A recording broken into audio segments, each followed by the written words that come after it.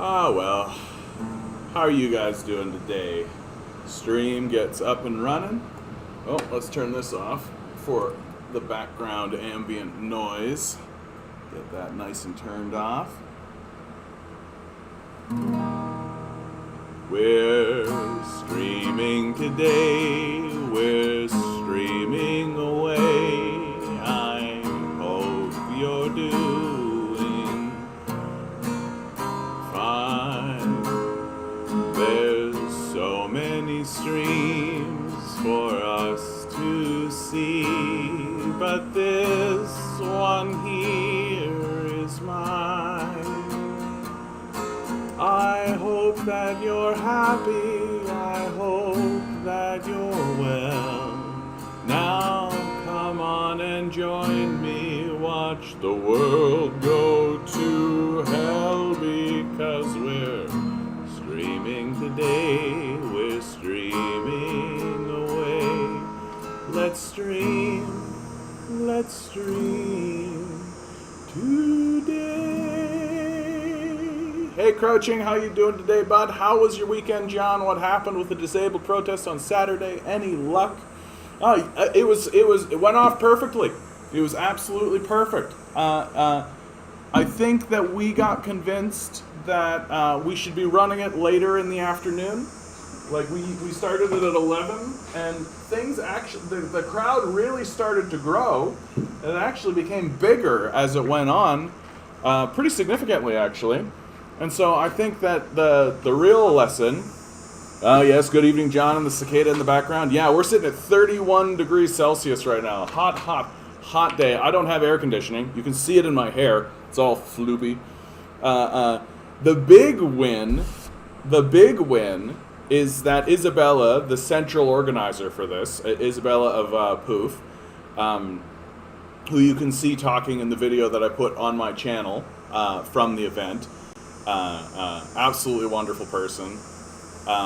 She managed to get a contact with the police, who actually, and that meant that the police were actually working with us in the event, which is a big step up, because the last time we received a lot of pushback from the police and even had somebody arrested right at the beginning of the protest.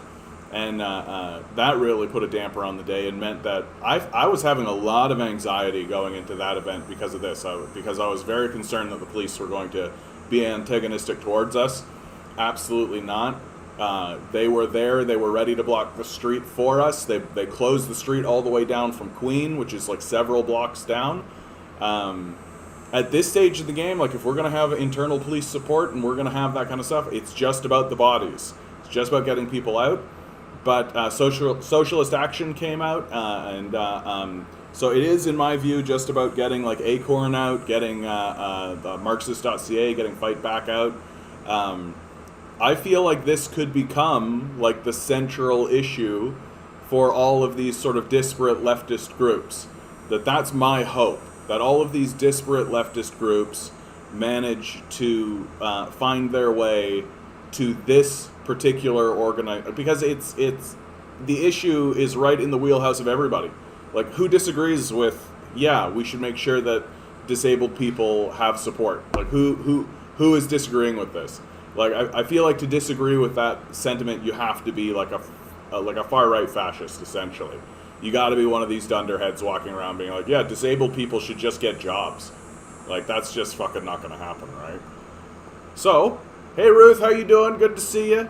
So let's move in to Mr. David Lynch's regular update. Oops. Good morning. It's August 23, 2021, and it's a Monday.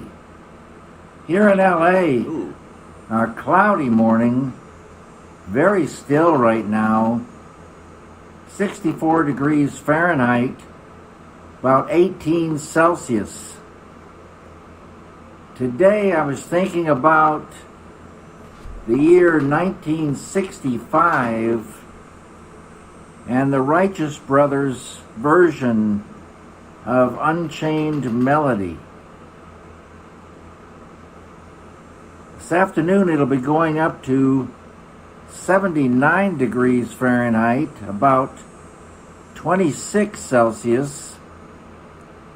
And it looks like, once again, these clouds will burn off around lunchtime.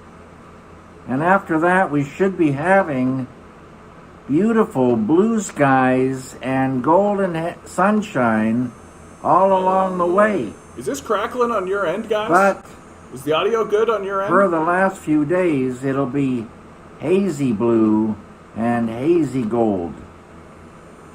Everyone, have a great day. You too, Good morning. David. Thanks so much for the update. Is the audio okay on your end, guys? It's crackling on my end. I hope I'm not sending anything crackling. And Steve, stick around. I'll talk to you about that in just a moment. Okay, great. If it's fine on your end, something's going on with my speakers. So, as he recommended, here's the Righteous Brothers' Unchained Melody.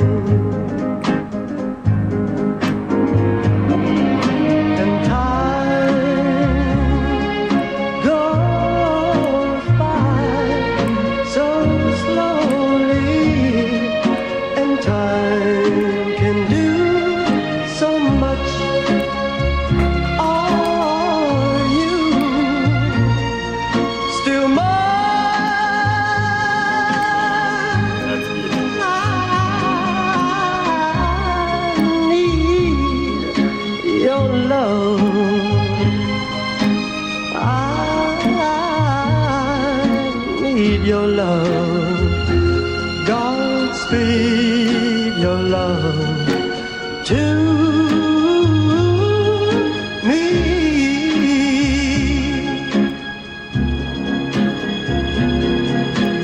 Lonely rivers flow to the sea, to the sea, to the open arms of the sea. Yeah. Lonely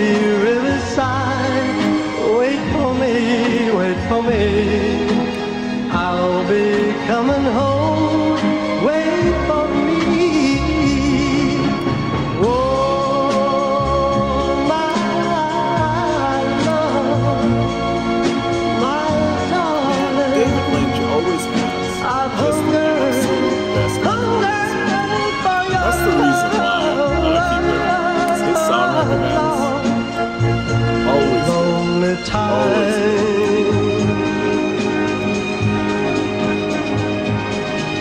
And time goes by so slowly, and time can do so much. Are you still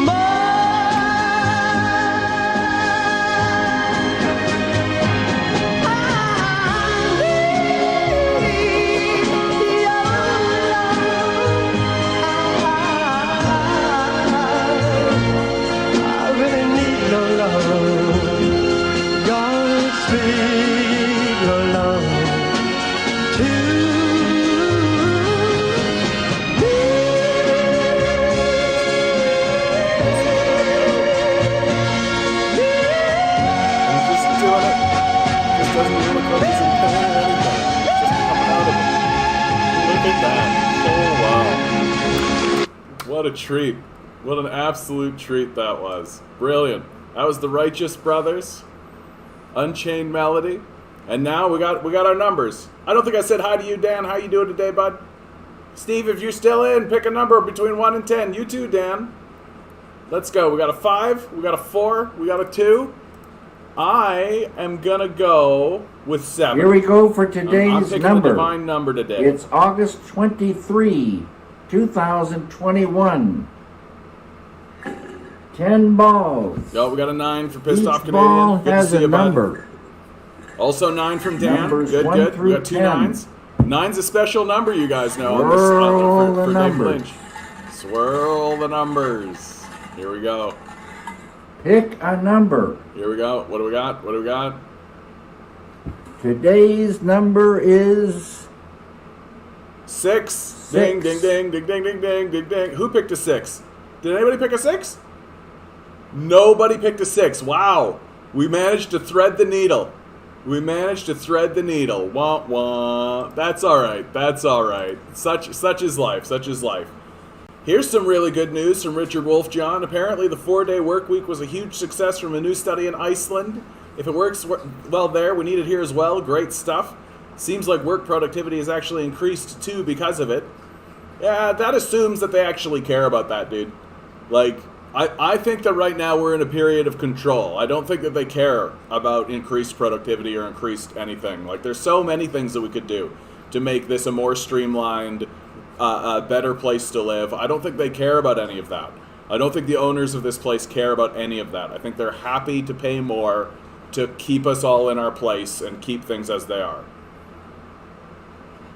Doing okay, disconnecting from more internet things for now, reading more, yeah. 6 is upside down, 9, there you go.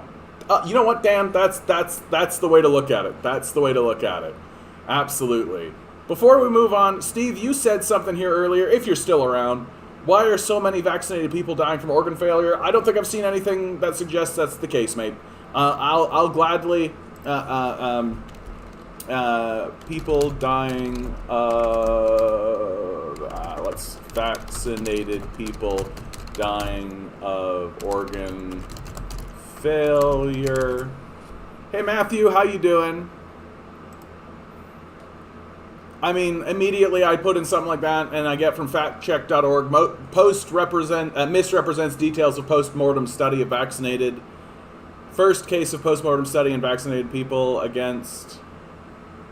I mean, you got some rarely cases, right? You're even penicillin when it came in resulted in people dying of it, dude. Hey, Rude, how you doing today? Good to see you, bud.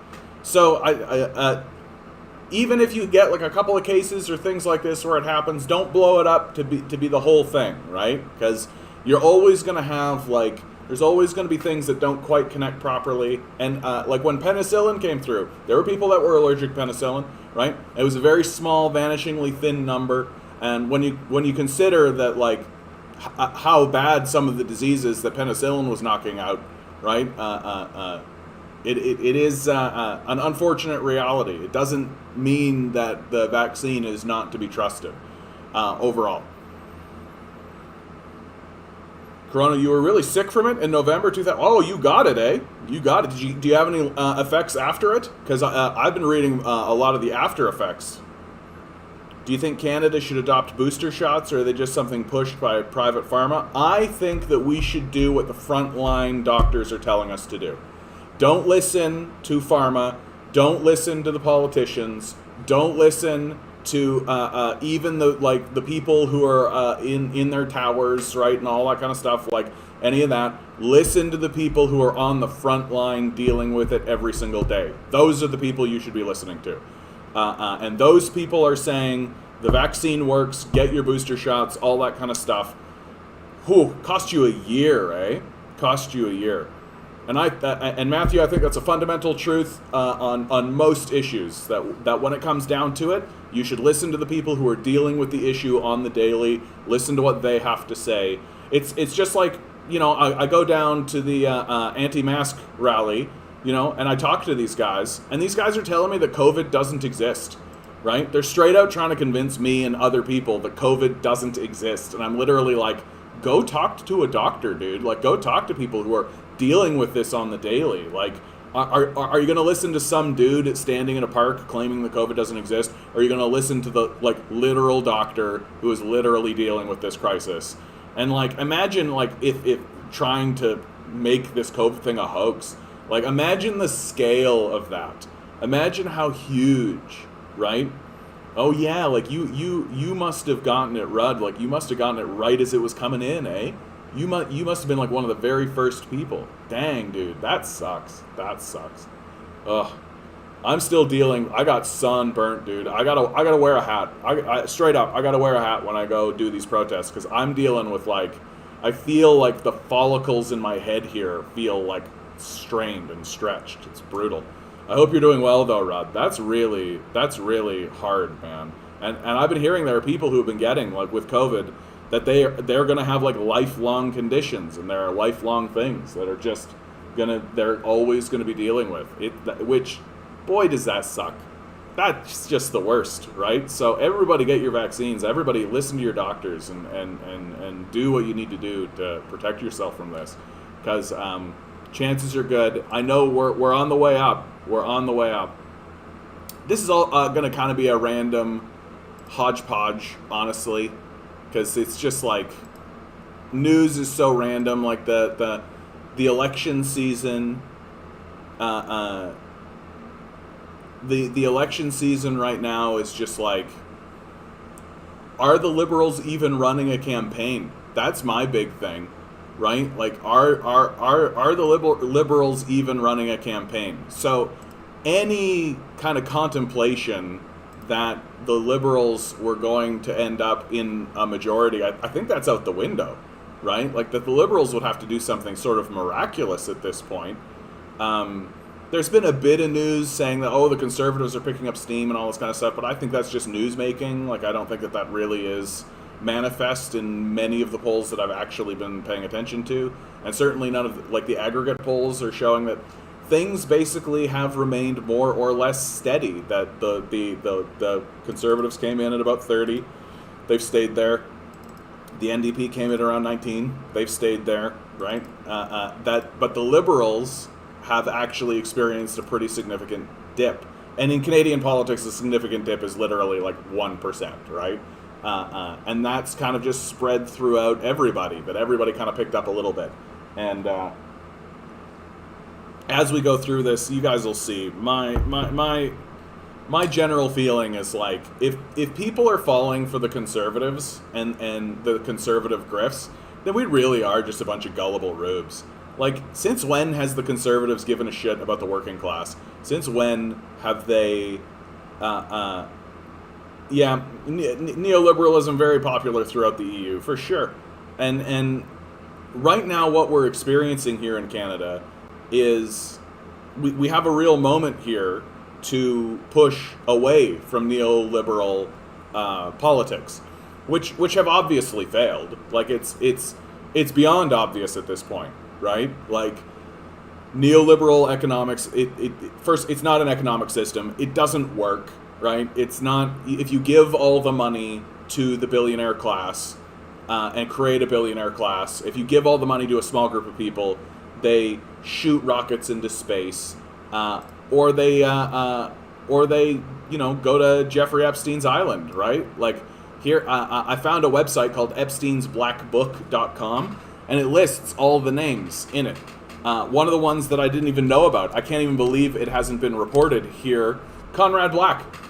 Conrad Black is in Jeffrey Epstein's Black Book, right? Like, this is absolutely the most despicable bullshit I've ever. Mike Bloomberg is here, right? Donald Trump, the Clintons, even Ivanka Trump, all these kind of, and then you also have the Rockefellers are in here, the Rothschilds are in here, Bill Gates is in here. Like, we're talking about, like, the entire billionaire class is part of this, right? And, like, this is what they're spending their money on. It's not trickling down into the economy, right? They're spending their money so that they can have, like, a pedophile sex island that they can all go to. That's what they're doing.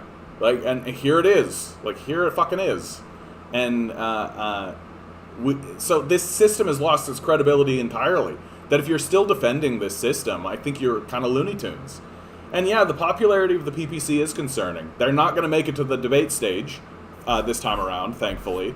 I actually kind of, there is a little part of me that sort of hopes that the Conservatives sort of fall apart a little bit, and that the white supremacists that exist within the party, who certainly exist within the party, leave the Conservative Party or are thrown out of the Conservative Party, and they find their way into the PPC, right? Because, like, they're here. The worst part about dealing with conservatives right now is that they're in complete denial that the party has this really, really strong white supremacist wing that's taking the party over. Like it's annoying. Like it's annoying, and like you pointed out to people, and they just are in complete denial. They refuse to acknowledge it. I mean, what do you expect from a people who refuse to acknowledge the existence of climate change, even? So in regards to COVID, we've got Ontario COVID-19 science table member resigns, alleging modeling data projects a grim fall, right? So we have a fellow from the science advisory table. He resigns from his position because he's just generally of the opinion that nothing really is being done about the coming wave of COVID-19, which we are having a wave. Like we went up to above 700 over the weekend. We're down now below 700, back in 600 territory. But all signs are pointing towards growth, and that we are heading towards a new wave. And I haven't seen anything from the Ford administration, right? I haven't seen anything. Like they're literally poised to send our kids back to school, which is the same dumb shit that we're seeing throughout the United States. That the southern states are literally, like, their ICUs are at capacity. They're full of people who are infected with COVID, and they're simultaneously sending their kids back to school.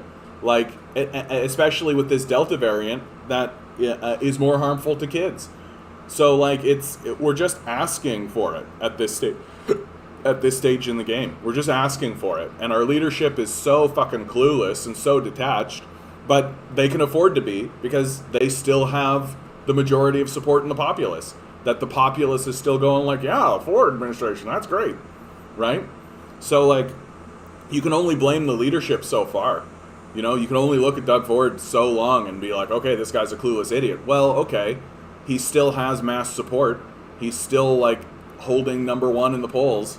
It's not like people are begging for him to resign or anything. It's not like the populace is screaming to get rid of this guy. And more, given what I'm seeing in this federal election, the populace is so gullible and easy to lie to that I actually think the most likely scenario in an election here in Ontario is that Doug Ford is going to win again, right? Like, he's running against Kathleen Wynne Toady, so people aren't going to be, like, jumping to support him. And Andrea Horwath has shown that she's not really a pro at winning elections. She's been at the helm for 16 years, and she hasn't won an election yet. And now she's running up against like this crazed sociopath. And chances are really good that Doug Ford is just going to stand up, say a comfortable lie, right? And just pound on that comfortable lie that everybody wants to believe.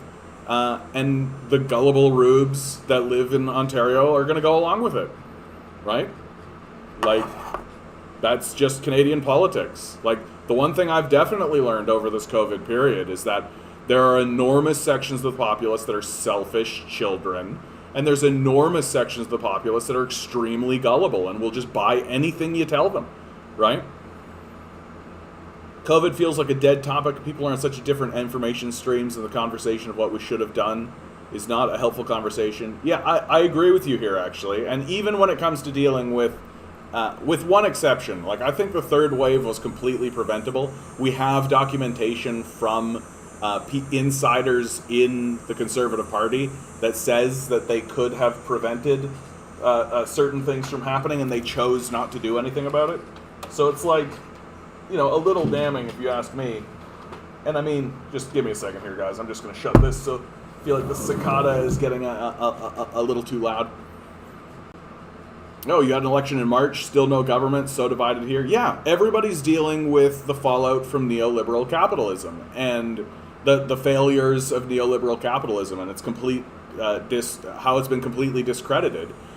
You still have the people who are holding on, right? Who are believing Santa Claus is real, right? Who believe that oh no, we can just keep doing this and somehow it'll work, right? We'll just keep doing this. Somehow it'll keep working. And yeah, there are so many COVID denialists in Toronto holding up signs on the street and complaining about mask mandates in stores. The largest protest movement in Toronto today is the anti-mask movement, right? That's like, I'm trying to get people out for like an anti-poverty thing. I'm trying to get people out to be like, hey, we've got an anti-poverty, like, have you noticed how the disabled are getting thrown out onto the streets? Have you noticed how homelessness is increasing? Have you noticed how poverty is increasing? Have you noticed now that how that's infecting housing prices? Have you noticed how the billionaire class existing is causing massive problems? And I can get like 20 people, right? These anti-maskers are getting like 100, 200 people every single time at minimum. And I was there one time when they had like probably about 1,000 people, right, at an anti-mask rally. And so Canada, like, Canadians are very gullible and very, very unwilling to live in reality, right? That we are a very disconnected people. West was very, very slow before they take action, and they blame China. Yeah, hypocrites. And that's just a way to deflect, right? That's just them deflecting. That's just them. That's just people who are doing that don't want to actually do what the hard work of internal investigation, because that's very difficult work. It's very difficult to look at yourself, to analyze what's going on, to ask questions of yourself, and to be honest with, am I acting responsibly? Am I doing the right thing? What am I supporting am I the good guys here, or am I the bad guys, right? My partner works in hospitals, and she's had people come in questioning if they will accept blood transfusions if they bleed out from C-sections because of spike proteins in blood. Okay. Like, total West is divide, not only your country. Yeah, it's neoliberal capitalism, right? It's a cultural crisis, is what it is. That neoliberal capitalism is like, neoliberalism is not an economic system. It's more like a religious ideology, and because this religious ideology has taken over, well, now that it's completely in free fall collapse, people are really struggling with the cultural reality of what it means to exist as a neoliberal, which is not much different from acting as a fascist. We are taught that the main way to express ourselves is as a consumer. Yeah, can't infringe on people's identity of buying products to build their identity. Yeah, like, just these absolutely kind of moronic, childish ways of looking at the world. Like, and because we are expressing ourselves through this like manufactured sort of toy nonsense, you can't actually express yourself as, you know, being part of nature or being part of larger systems.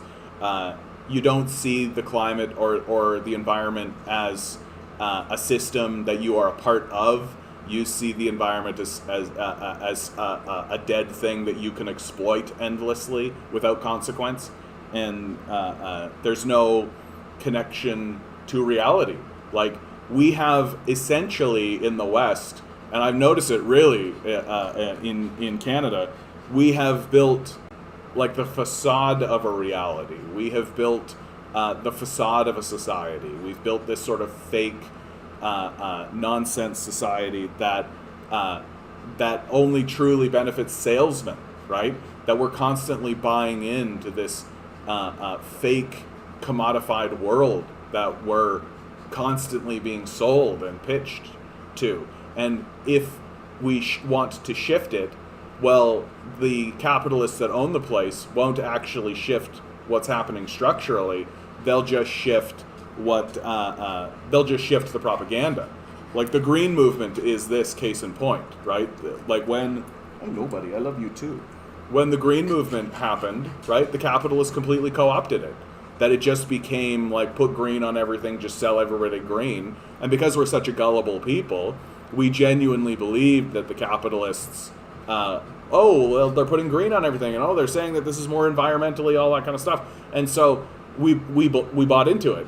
We believed it, right? We didn't actually think for any moment these guys are grifters, and they're just completely grifting us, and they're taking, and they've done the same thing with the Pride movement. They've done the same thing with like the Black Lives Matter movement, right? Black History Month, all this kind of stuff, right? They just co-opt it while simultaneously doing everything they can to undercut what those movements actually represent. Like, they don't actually care about like trans rights or gay rights or any of that. They don't actually care about these things at all. And the truth is that if suddenly the society shifted and became like proto-fascist openly, if it was acceptable to be like a fascist in the society openly, and to degenerate women, and to degenerate homosexuals, and degenerate black people, and all this kind of stuff, then that's who the corporations would sell to, right? They would completely get rid of all of that. They would get rid of all of this like pride flag waving kind of stuff, and they'd put up the Nazi flag. Absolutely. They absolutely will do this, because they don't give a fuck about anything but money. They don't care about anything but wealth for themselves. And if the majority of the populace is walking around acting like fascists and being like fascism is cool, and we know there's probably about 30% of the populace is down for this, then they're going to do that. They're absolutely going to do that. They don't give a fuck. They don't care at all, right? They don't care at all. They're just going to do what they need to do to make money. That's it. They have no like moral conscience or belief system outside of that, right? And any belief system that they have is just an artifice for you to get conned into giving them money, and to define and to define yourself. Yeah, German companies in World War II, like and forget about like German companies, like American companies. American companies were selling to Nazi Germany happily. Coca-Cola was, IBM was. Right, IBM was instrumental in building the systems to allow the genocide against the Jewish people during the Holocaust. IBM was instrumental in that. If it hadn't been for that company, the Germans wouldn't have been able to actually organize it. They wouldn't have had the systems in place. They would have had to do something else. So this idea that capitalism is not going to suddenly go completely fascist the second it's threatened is a joke. We're seeing it happen. We're seeing it happen in the Conservative Party. Like Aaron O'Toole is walking around saying Canada first, a well-known Ku Klux Klan sentiment. He's releasing tweets that follow the Nazi German code system of 14 words, 88 characters. He's got MPs buying ads in newspapers that are literally owned by racial purity cultists, right? Falun Gong. Like the Conservative Party, in my view, has been taken over by a white supremacist movement. Like and it's getting more and more obvious. And at the same time, Aaron O'Toole is standing up and saying things that are popular but are obviously lies. Like if you know anything about the Conservatives, you know that he's lying. Right? It's obvious that he's lying. Like you'd have to be completely detached from reality, like it turns out most Canadians are. You have to be completely disconnected from reality to look at what he's saying and be like, it sounds nice, but if you're not skeptical of these conservatives, then I don't know what to tell you, dude. Like I don't know what to tell you. Like it just seems like we're a bunch of like gullible mice being like, maybe this time it'll be better. Yeah, maybe this time it'll be the truth. Like I just don't get it. I don't get why people are so gullible and so willing to buy in to these like overt grifters who obviously don't care. Russia made several times a UN resolution condemning glorification of Nazism. Yeah, U.S. Ukraine voted against it. A total West was absent. Yeah, it says something. And I mean, I agree here with Bill Cambrello, right? The 1% have us so well trained, and we are well trained. They have us so well trained, we're not even demanding a thriving wage. We're so broken and brainwashed, we're willing to settle for a mere living wage. What the fuck is wrong with us? I mean, seriously, we outnumber these people by the millions, and we're okay with just subsisting? Like, we have billionaires in the society, right? Even one billionaire in the society is telling you that the whole system is fractured. The whole system is busted. If you have one billionaire, and even a billionaire with $1 billion, your entire system is fraudulent. It has collapsed entirely if you have a single billionaire. Hey Barnabas, how you doing today, bud? And it's just like we're not something very serious is happening, and we have to take it seriously. That why are we begging for scraps? Why are we pleading for the bare minimum?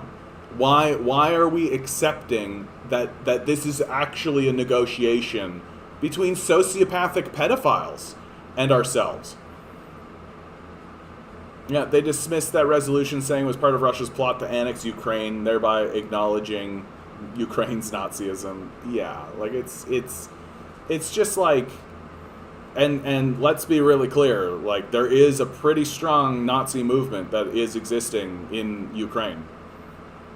Yeah, and we lost what we already have. Exactly. We're definitely in a decline, and right now we're hoping that we'll actually be able to pull it back up. And of course, while this is happening, speaking of white supremacy, extremist groups actively recruiting military and police, Canadian intelligence report warns. Right? So we're talking about far-right extremist groups are actively recruiting past and present members of the military and police, according to a declassified Canadian intelligence report obtained by Global News. The report cited 17 examples in Canada, the US, UK, Germany, and New Zealand, which illustrate the intersections and relationships between ideological motivated violent extremism and uniformed personnel. 6 of the cases involved members of the Canadian military or reserves. Like we're talking about, it said these groups included the Proud Boys, Oath Keepers, the Boogaloo Movement, as well as the 3%ers, a so-called patriot group that took part in the January 6th assault at the US Capitol. This kind of thing should be absolutely terrifying. It should be absolutely terrifying to us that these neo-fascist groups are infiltrating our police and infiltrating our military personnel and our political system. Like this should be big red alarm, big bells being rang, and Canadians mostly, as I can see, are completely deluded about it. They just refuse to acknowledge that it's the case. The mainstream media is refusing to talk about it. They're absolute. So another reservist, Cameron Brandon, posted extensively in white nationalist chat rooms celebrating the 2018 targeted killing of a gay Jewish man by members of the Atomwaffen division and expressing the need to take real, violent action against Jews, the report said. Like, this is serious. This is extremely serious, and we are 100% ignoring it as a people. We're 100% ignoring it. And when I show clear evidence and facts that there are white supremacists that are existing within our political system, when we have reports coming out of Global News, extremist groups actively recruiting military and police, Canadian intelligence report warns, when we have clear evidence that this is happening, Canadians are just absolute, like, the people who talk back are saying, like, oh, what a conspiracy theory. What the fuck are you even talking about? What the fuck are you even talking about? I don't think other nations can compare to the US. Well, the US, like, literally elected a fascist, right? I think that's the big difference. That here in Canada, the closest, like, I would say that Stephen Harper is a white supremacist, but he never really had a white supremacist movement within his party, right? That the white supremacist movement that is steadily taking over the Conservative Party is relatively new, like within the last 3 or 4 years. Stephen Harper's white supremacy is just sort of a part of his cultural upbringing, whereas today we have this like active group that's actively attempting, like, for goodness sakes, I have an article here while we're talking about it. So here's an article that comes from a website called antihate.ca. So it's called Canada First Exposed, months inside one of Canada's biggest, youngest, and newest white supremacist chat rooms. And they do a really brilliant job of going through. This is a real a good job of going through, like, what's going on in this site, what's happening, who these people are. They name names, they post pictures, right? You can see it's a long article. And of course, you got Maxime Bernier, and they go through here, Tyler J. Russell, he's the prime minister of all of this, and they go through and really make it explicit that these guys are intentionally attempting to get involved in the Conservative Party. My favorite part is that one of the chat rooms that they have within the Canada First Discord is called the Sloan Zone, which tells you that Derek Sloan's ejection from the Conservative Party just merely martyred him as a fascist, which we all knew he was a fascist. But now we know that there's at least 8 members. And you're right about this, Dan. The 14 words, 88 characters is never going to land with people not paying attention, unfortunately. And it falls in that plausible deniability section, right? That all you have to do to convince gullible Canadians is go, what? I don't understand. What? Oh, it's just a coincidence, I guess. Oh, sorry about that. Oh, I didn't mean to. Right? That's all you have to do. And Canadians are so gullible and so disconnected from reality that they'll absolutely go along with that. I saw some good receptiveness to pointing out fascism within the Ferry Island treatment of protesters. Yeah. Well, and this article, I have another article here because this is something that I'm really trying to actually keep my finger on, because God knows the mainstream media is doing a terrible job of it. So this article here, I actually think is fairly effective. 8 Conservative candidates use public money to place ads in a newspaper that spreads COVID-19 conspiracies, and just get people to visit Falun Gong. Like, just get them to visit this. Like, it's a racial purity cult, and you can talk about it this way. Like, the fact that their symbol has a Nazi swastika on it doesn't seem to matter to people. People can kind of justify this being like, well, you know, that actually means peace in Hinduism, and clearly they're not using it that way, and like it's so that's a lost cause, because liberals will do everything they can to not come to the obvious logical conclusion that a group that has a literal Nazi swastika on it is actually, involved in that, especially as they're espousing a racial purity doctrine. So don't worry about the emblem. Don't talk about the emblem. Just focus on what they say. And what they say, central teachings, right? So you go through exercises, social practices, texts. As you can see, it's all well documented, right? And you can get into their why am I failing at this? I'm so failing at this. Even on the Wikipedia, they go through how they're not interested in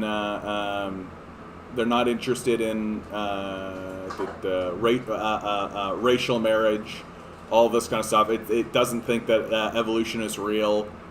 Why am I failing? I'm failing at this. Yeah, exactly. Chinese have swastika free pass. Exactly. Like, it's so, even though it was created in the 90s, right? Even though it was completely, it was thrown out of China for being like a literal fucking misinformation, and literally, you don't get thrown out of a country because you're good. Right? You don't get thrown out of a country because you're helpful. The main body, yep, yeah. Yeah. I actually put that ad on my conservative representative page and asked him to explain it to me in the comments page so everyone could read the comment. Amazing. Amazing. Because, why are the conservatives giving money, public money no less, to a cult, right? Forget about the Nazi connection, okay? Forget about the fact that these guys are fucking Nazis, right? Forget about that, because liberals are so fucking gullible and stupid that they're just like, no, that means peace in the Hindu religion, and it doesn't have anything to do with Nazism, John. Yeah, that's where we're at with that conversation. So just focus on the fact that they are a cult. Right? Why are the conservatives buying ads in a newspaper that's run by a cult? Right? That there's just no justification for it whatsoever, and yet 8 MPs are just allowed to do that. Just oh yeah, sure, we'll just donate money to a cult, right? We'll just give money to a cult that was thrown out of its origin country. There's no reason to tolerate this, and yet no one is reporting on it. No one's talking about it whatsoever, right? No one is even mentioning the fact that the conservatives are getting in bed with a conspiracy newspaper that the New York Times calls, I love this quote, a New York Times investigation described the Epoch Times as a global-scale misinformation machine that has repeatedly pushed fringe narratives into the mainstream, including the Spygate and QAnon conspiracy theories, relying on aggressive Facebook tactics and right-wing misinformation. Like, forget about the fact that these guys are walking around with a swastika, right? Forget about all of that. Like, this by itself should tell you that conservatives are actively giving money to a misinformation machine in order to lie to you on the same scale as QAnon, right? Like, and we're just not talking about it. We're just completely ignoring it. We're just completely sidestepping it. Or we're not paying any attention to it whatsoever. And if you do bring it up, like, and what's weird is that it's liberals. It's liberals that are jumping to the defense of the conservatives. It's liberals that are coming out and being like, well, you know, John, there's this, that, and the other thing. It's like, literally, what the fuck is wrong with your brain, dude? Like, we are like battered housewives. It's unbelievable. I made sure that photo to see if anyone said anything about it. Think he's gonna block me soon. Yeah, the classic. Think we're doomed. Just had someone reply to me about something related to subsidies for profitable companies. With it's less about capitalism and more about making money, because those two things are not the same, right? Those two things are not the same. I've reamed at MPs before. Nothing changes. Yeah, I think that's what first turned me left. Like, at this stage in the game, it's about getting groups of people. It's about getting groups of people. Like the poverty movement that I've involved myself in, I am actively working to try to get as many people out as I possibly can, right? And last time we only had 10. This time we had 20. Next time I hope it's 40, right? Up and up and up and up and up and up we go. And it's a marathon. It's not a sprint.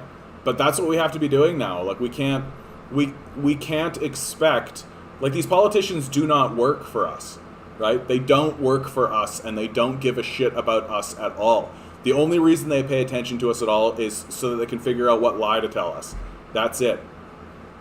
And yeah, I genuinely feel like what we are watching is the rise of fascism here in Canada.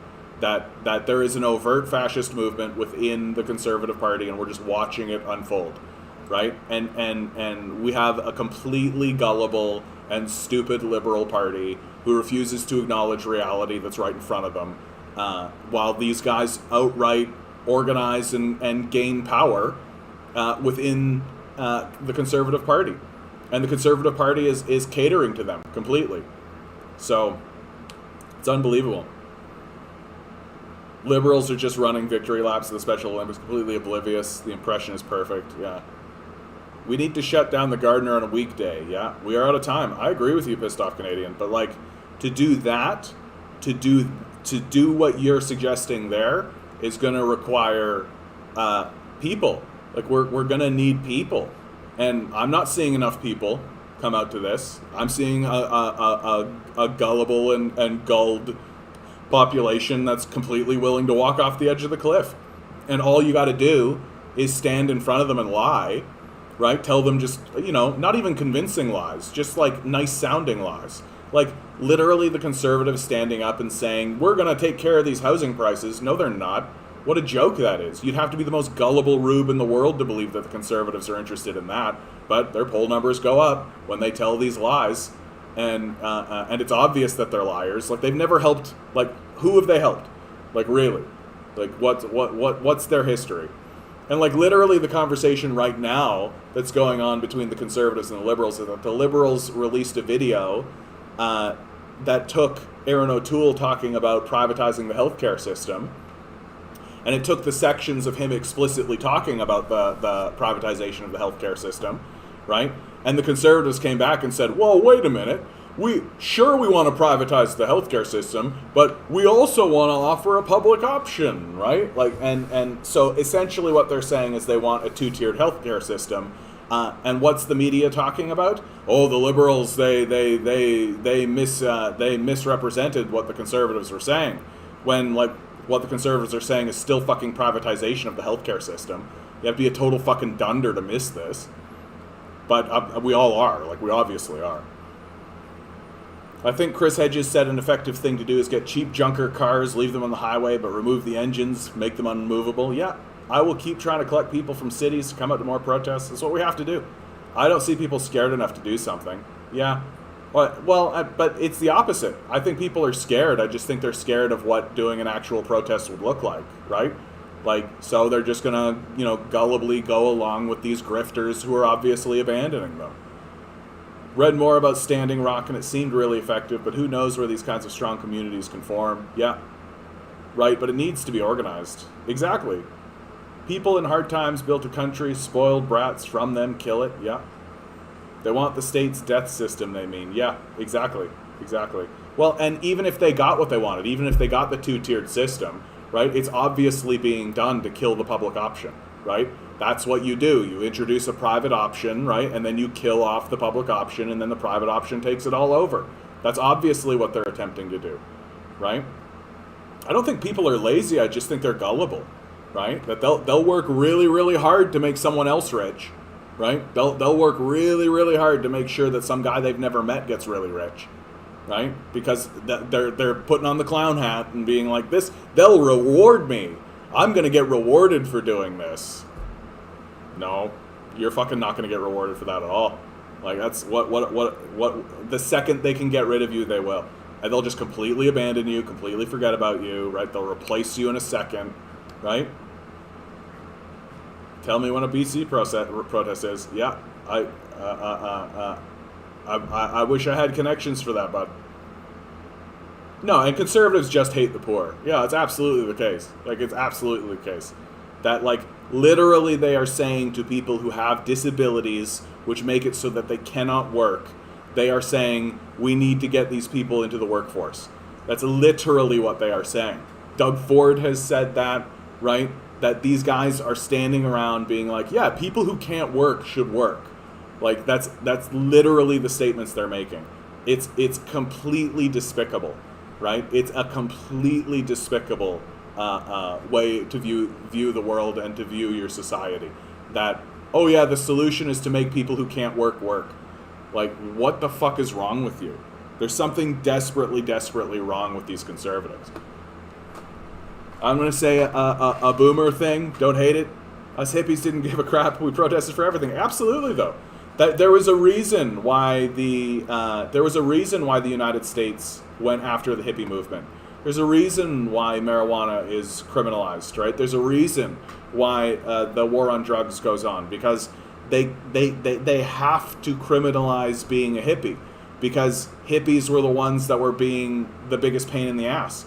They were the ones that were getting in everybody's way. They were the ones that were like actually reforming the system for the better. So you have to criminalize their behavior, and you have to get rid of them so you can assault their communities, right? You have to, if you want to maintain the system of imperialism. Seeing the accommodations for the disabled in the DPRK makes looking at Canada a sad state of affairs. Well, and the level of delusion that Canadians have. Like, Canadians are literally walking around believing that they have one of the best systems in the world, right? And it's like childishly easy to disprove. But the second you start showing them evidence from like places like Russia or China or the DPRK, right? That it becomes obvious that their viewpoint is completely predicated on xenophobia and racism, right? That, like, simply because they are Asian, they are inferior. And like, oh, you're a girl, oh, you want to support, well, why don't you just move there, right? Like, these idiotic, childish statements that are, like, on the surface genocidal, right? Yeah, the forced relocation of people you disagree with is fucking genocide. And yet we're just walking around being like, well, just move there, right? Love it or leave it. And it's like the most fucking idiotic way of viewing the society in the world, right?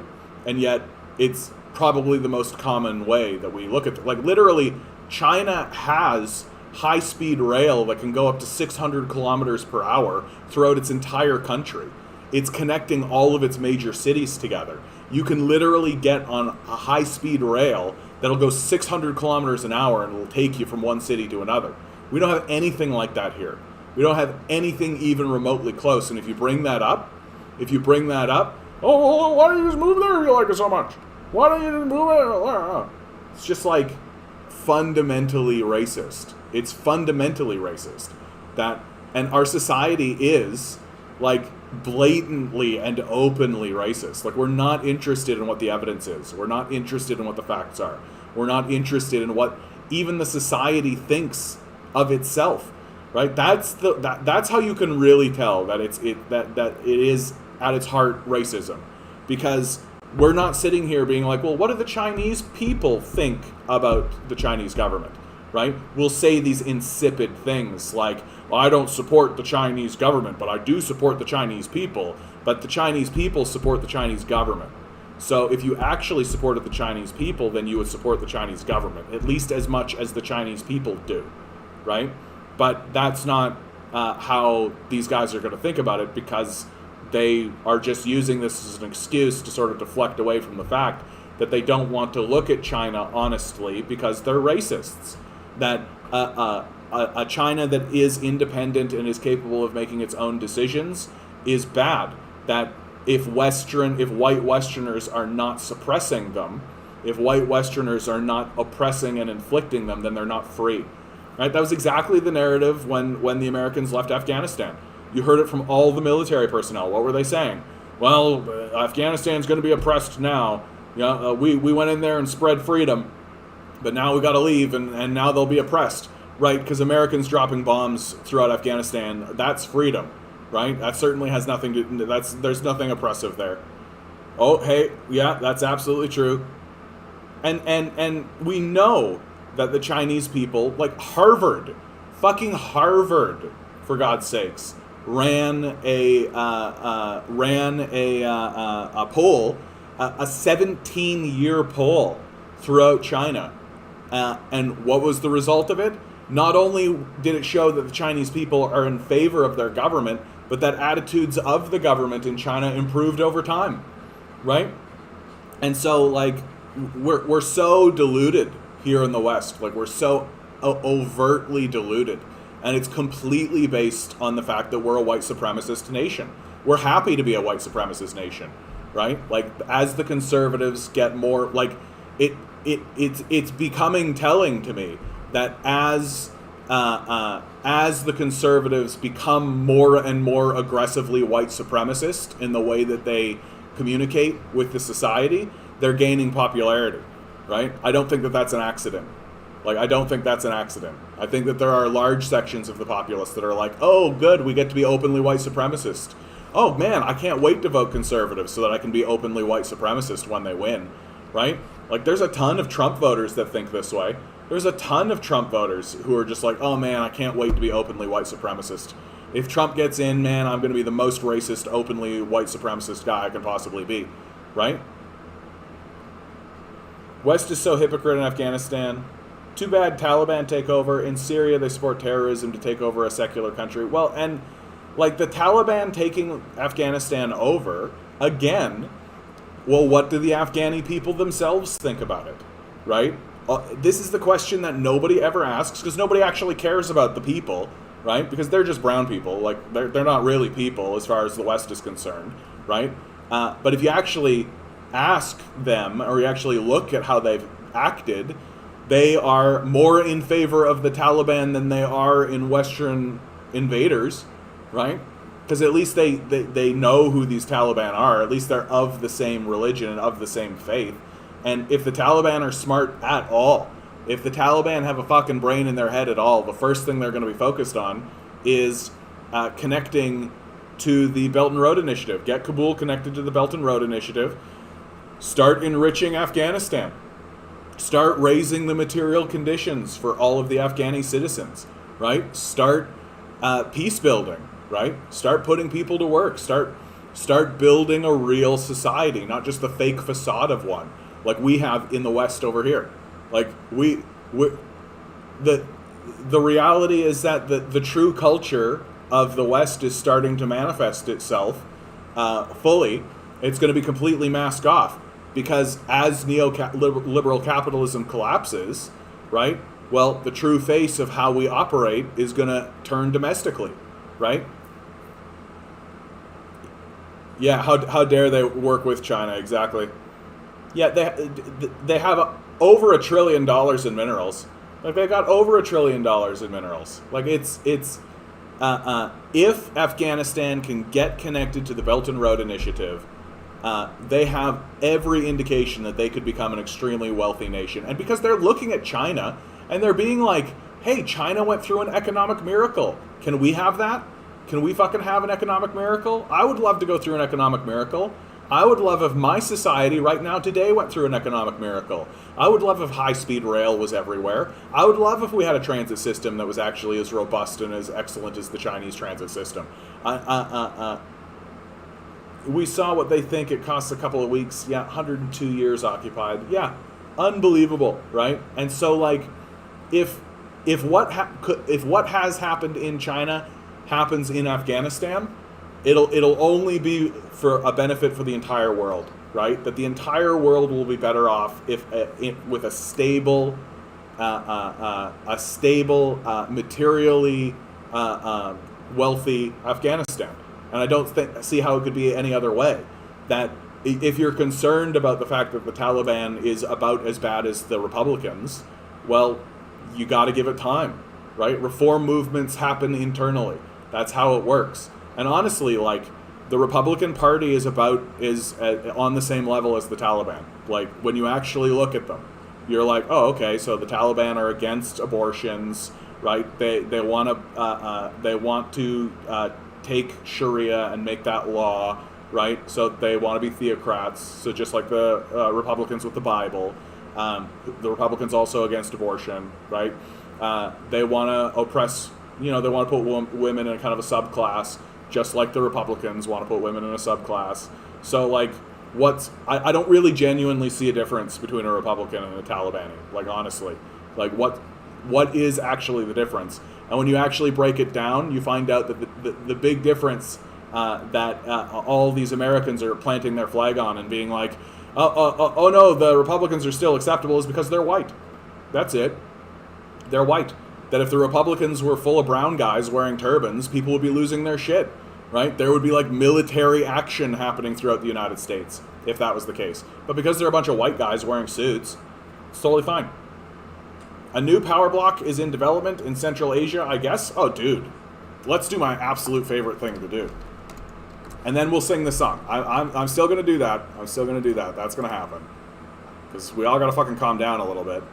Like, China and Russia are already a massive power block in this region. They're releasing a currency called the renminbi that is a joint currency that is being released by both China and Russia.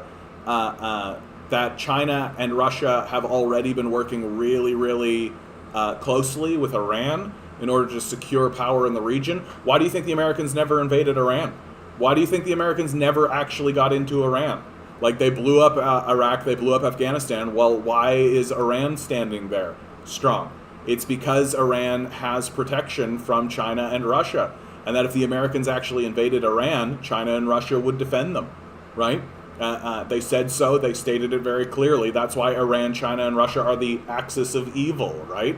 So, and literally the day, or maybe the day after, the Americans leave Afghanistan, China and Iran are releasing joint statements saying, yeah, we're going to bro down, we're going to tighten our relationships. Well, why do you think they want to tighten their relationships, right? Because the Belt and Road Initiative is literally here in the Kashgar Prefecture. There's a stop right there, right? And they can go right through the Wakhan corridor, into Kabul, right? Connect, and then from Kabul, connect that to Mashhad to Tehran, right? They can get that built in less than 5 years.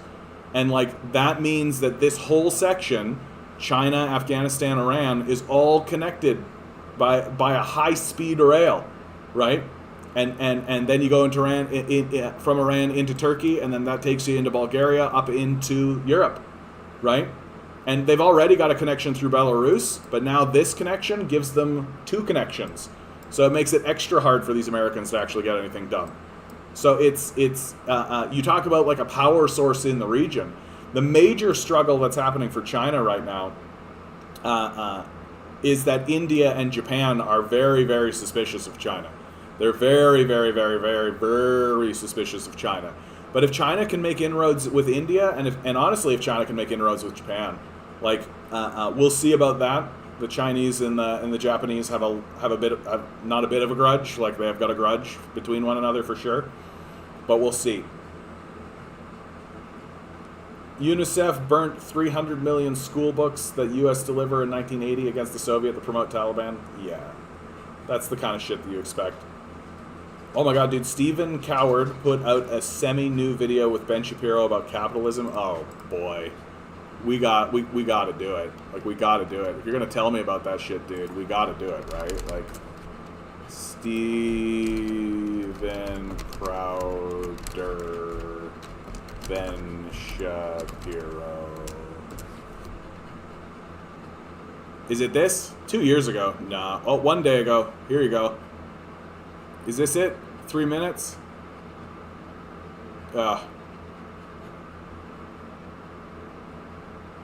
You know what, man? Fuck these guys. I can't stand it.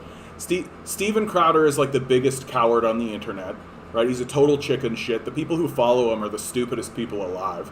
Like, why would you ever even follow this guy? He's just vomiting out bullshit. He's just vomiting out bullshit.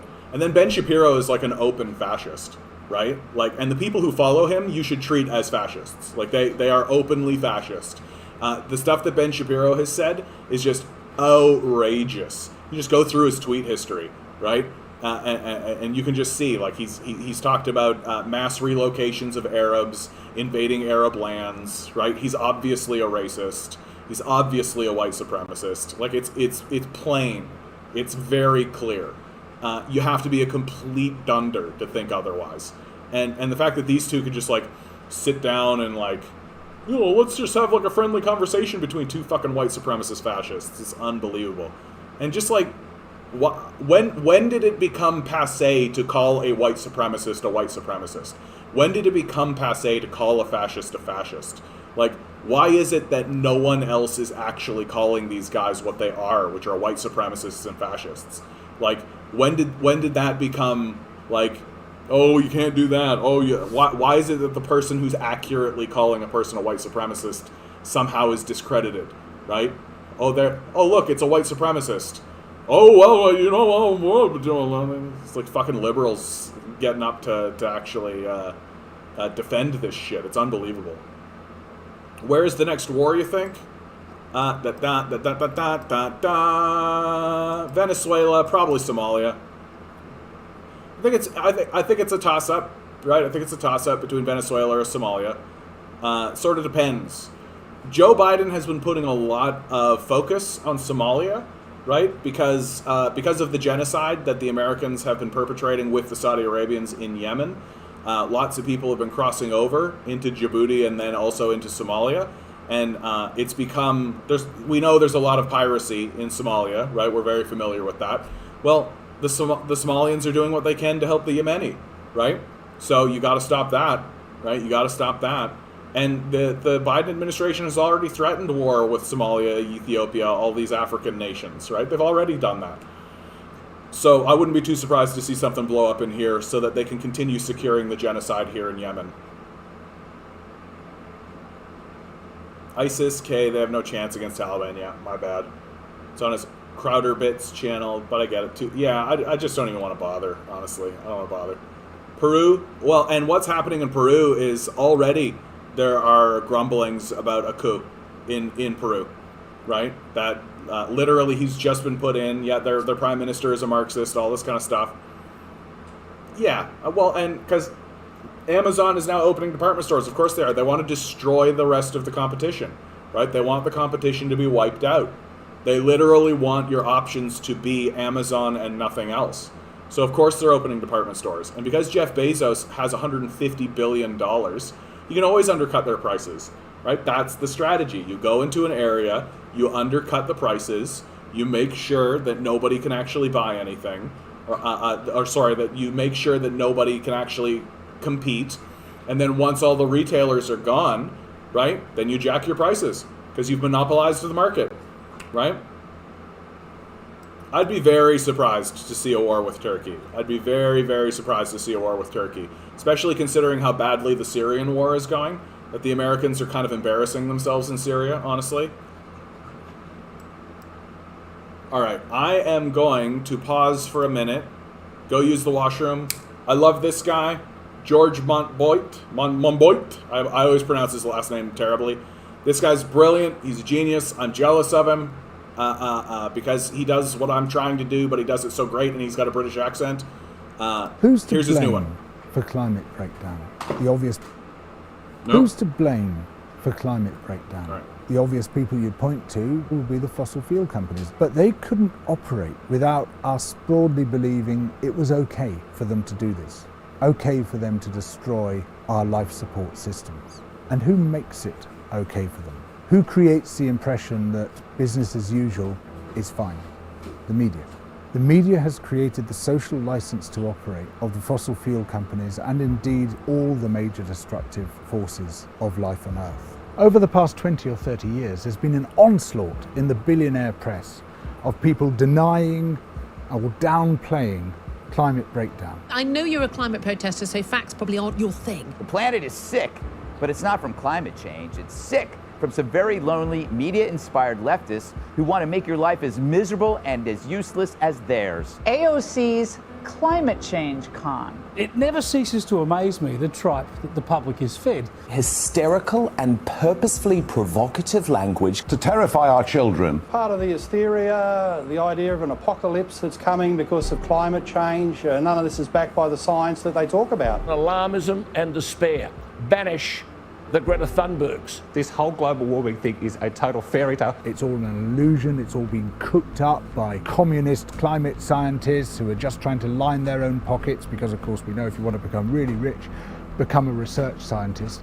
And they're so much richer than oil executives, for example. Or they're saying, well, it might exist, but it's not that big a deal, and we don't want to cripple our economies. We can leave it for the future. And in doing so, they've given the fossil fuel companies their social license to operate. They've allowed this entire shitfest to happen. They've allowed climate breakdown to go ahead. It could not have happened without them. If they didn't put that massive effort into propaganda on behalf of business as usual, then business as usual would not have continued. We would have changed by now. And I see these people in the same light as people saw William Joyce, Lord Haw Haw, the person who sided with the Nazis against British interests, siding with the forces which threaten the greatest crisis humanity has ever faced, the closure of the conditions that make human life and much of the rest of life on Earth possible. But shockingly, it's not confined to the billionaire press. If you look at the BBC, for example, for many years, every time they got a climate scientist on, they would get a climate denier on to say it's not happening. The rate of warming, according to the data, is much slower than the models used by the IPCC. And often the denier was from a so-called think tank, which in many cases were taking money from the fossil fuel companies but not acknowledging that. And if we tried to raise this question, if we said, actually, excuse me, who's funding you? We were accused of being conspiracy theorists. Then finally, in 2018, they published a document saying, yes, actually, maybe we have got this a little bit wrong. We shouldn't have a denier on every time we have a climate scientist on to both sides this issue because actually the science is solid. And you might think, oh, well, that's progress. Until you discover that in 1982, Exxon, the giant oil company, produced an internal document saying that the science is solid and there are no valid grounds for disputing it. Of course, they then went ahead and disputed it and paid people millions of dollars to claim that it wasn't happening in the media. But they came to that conclusion 36 years before the BBC. This right here. They were an oil company. Has this finished? No, it hasn't. Because just recently, some of us discovered what the BBC has been teaching GCSE students. Climate breakdown has got some downsides, there's some bad stuff, but there are just as many positives, just as many upsides. For instance, if the ice melts, then we can start exploring new resources in Alaska and Siberia, such as oil. And it can open up new tourist resorts. And perhaps we could be healthier because we'd be outside more if the weather's warmer. And in their classic conflation of balance and impartiality, as if to prove that they can't tell the difference between those completely different concepts, they listed just as many positives as negatives. So any GCSE student learning from this BBC bite-sized module would look at it and say, yeah, well, it's 6 of one and half a dozen of the other. Yeah, on balance, maybe it's not such a bad thing. And yet this is the greatest crisis humanity has ever faced.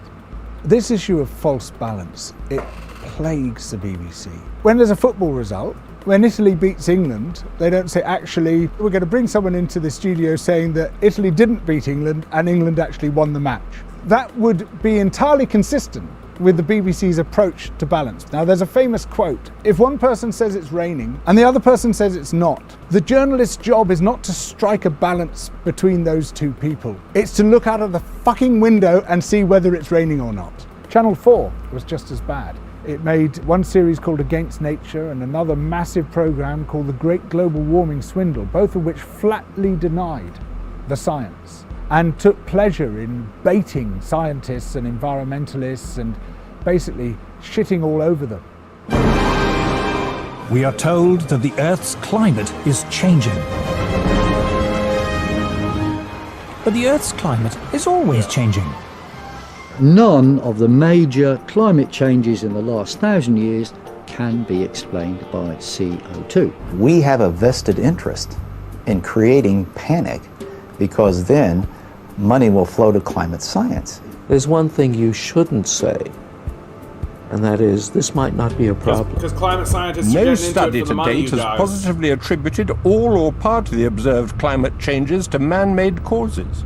They couldn't give a stuff about the impacts of what they were doing because they triggered a massive new wave of climate and ecological denial. As far as they were concerned, it was just bums on seats. They just wanted audience, and you get audience by creating a noise, by creating a great fuss. So again, that puts us in an impossible position.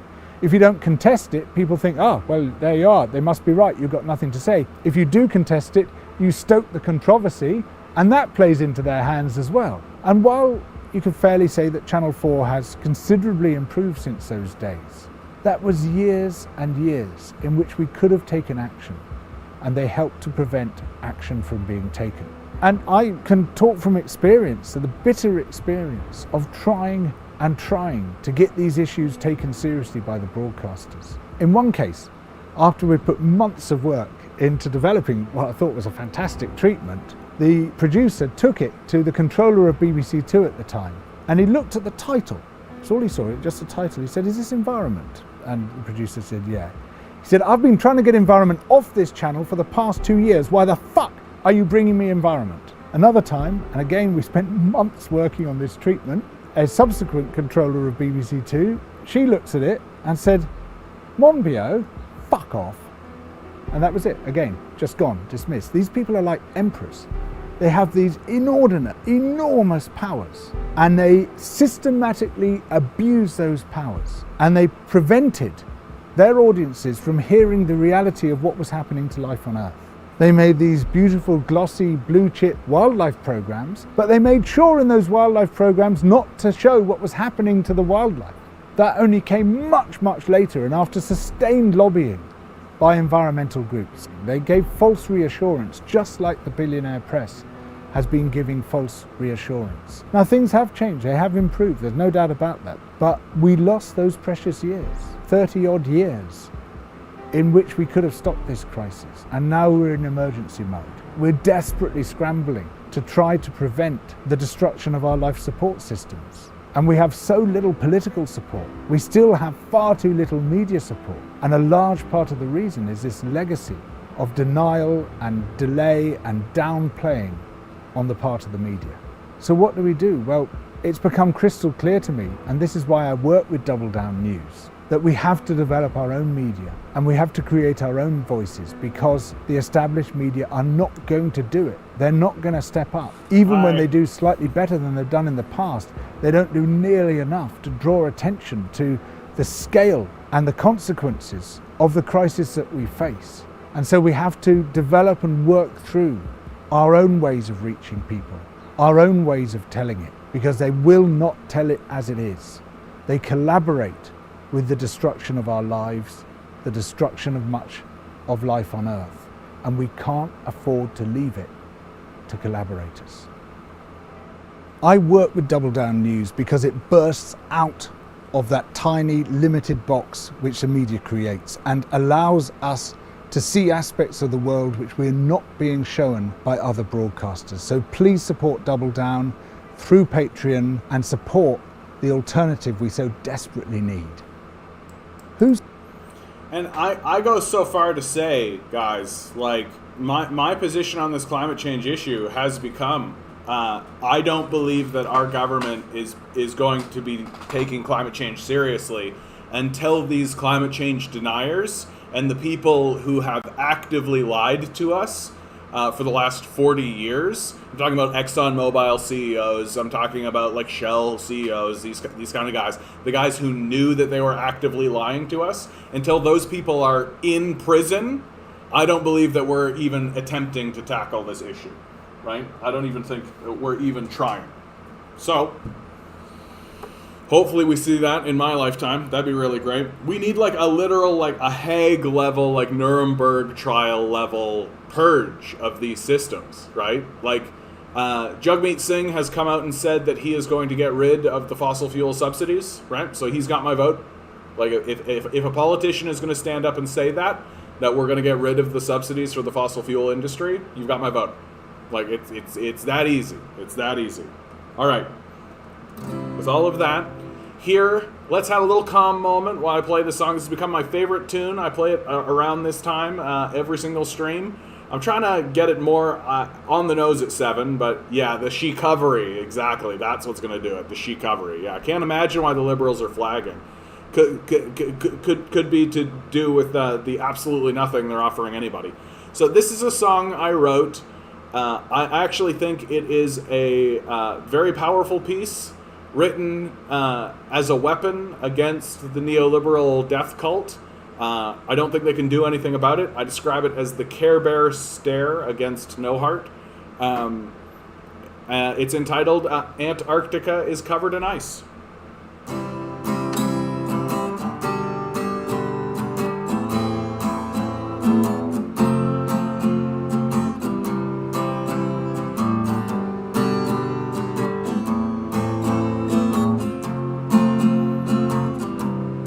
Got asked a question by my niece who's 5 years old. What's the world gonna be like when I'm old? I looked up at the crimson smoke-filled sky. I thought, what's the harm of telling one more lie? I said, everybody's safe, no one's living in the streets. You never need to worry if you're gonna get to eat. And Antarctica is covered in ice, and everybody's happy, and wouldn't that be nice? The burning sun don't leave a paper trail. Why work so hard if it's too big to fail? And what's the point of feeding this machine if it won't make the world in our dreams where everybody's safe, no one's living in the streets? You never need to worry if you're gonna get to eat. And Antarctica is covered in ice, and everybody's happy, and wouldn't that be nice? And I know one day my maker I will meet, when death's sweet kiss comes to sweep me off my feet. I hope by then we've learned a little more. I'd like to leave this place better than before, so everybody's safe, no one's living in the streets. You never need to worry if you're gonna get to eat, and Antarctica is covered in ice, and everybody's happy, and wouldn't that be nice when everybody's safe, no one's living in the streets. You never need to worry if you're gonna get to eat, and Antarctica is covered in ice, and everybody's happy, and wouldn't that be nice? Wouldn't that be nice? Wouldn't that be nice? Antarctica is covered in ice, and everybody's happy, and wouldn't that be nice?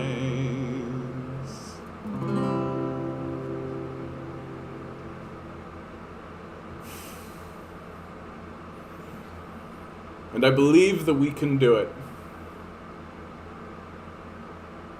I believe that we can do it. Because the solution to the problem that we're facing is actually incredibly simple.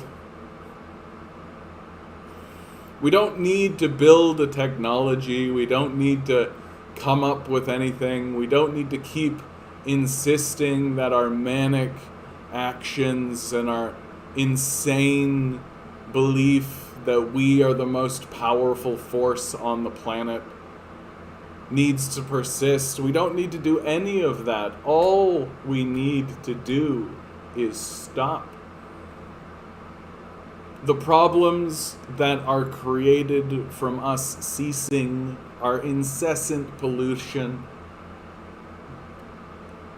we will deal with and we will overcome, and those problems will be easier than the problems that we are creating for ourselves by continuing this relentless assault against the earth.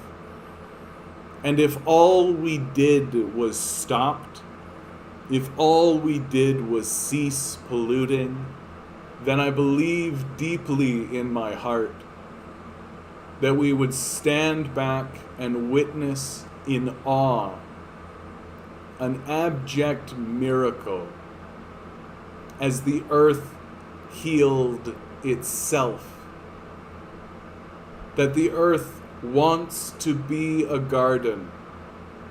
It was a garden before we were here, and it'll be a garden after we're gone. And all we have to do, if we want to be around to witness the earth heal itself and return to the garden it once was, is stop.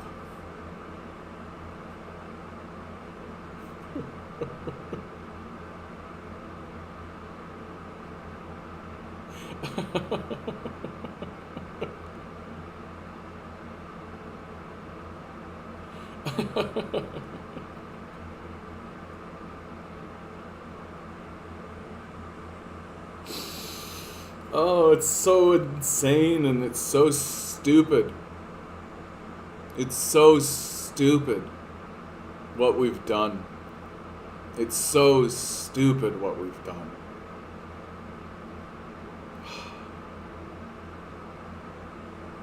Thank you all for your compliments. That's so sweet. It's so kind. Thank you, Rudd. Thank you, Misty. Thank you, Crouching. Thank you, Onward. Instead of pouring bleach on food outside of grocery stores, how about you give it to the homeless? Yeah, it might be a great start. But that's too good for them, as they say. Yeah. Yeah. We have this odd belief that, like, if a person falls into homelessness, that is that person's fault, and it has nothing to do with the machine that we have erected. That we have nothing, it has nothing to do with this enormous machine that is obviously running and obviously working to take care is supposed to be working to take care of the citizenry, but instead actively discards people into the streets, actively foments starvation, actively increases poverty. And for what? And for what? So that the billionaires can shoot themselves into space at their leisure and create a little pedophile island that they can all go visit. Near as I can tell, that's what it's all for. We should stop it. Pretty cleanly. Pretty cleanly. I love singing that song, man. I love singing that song.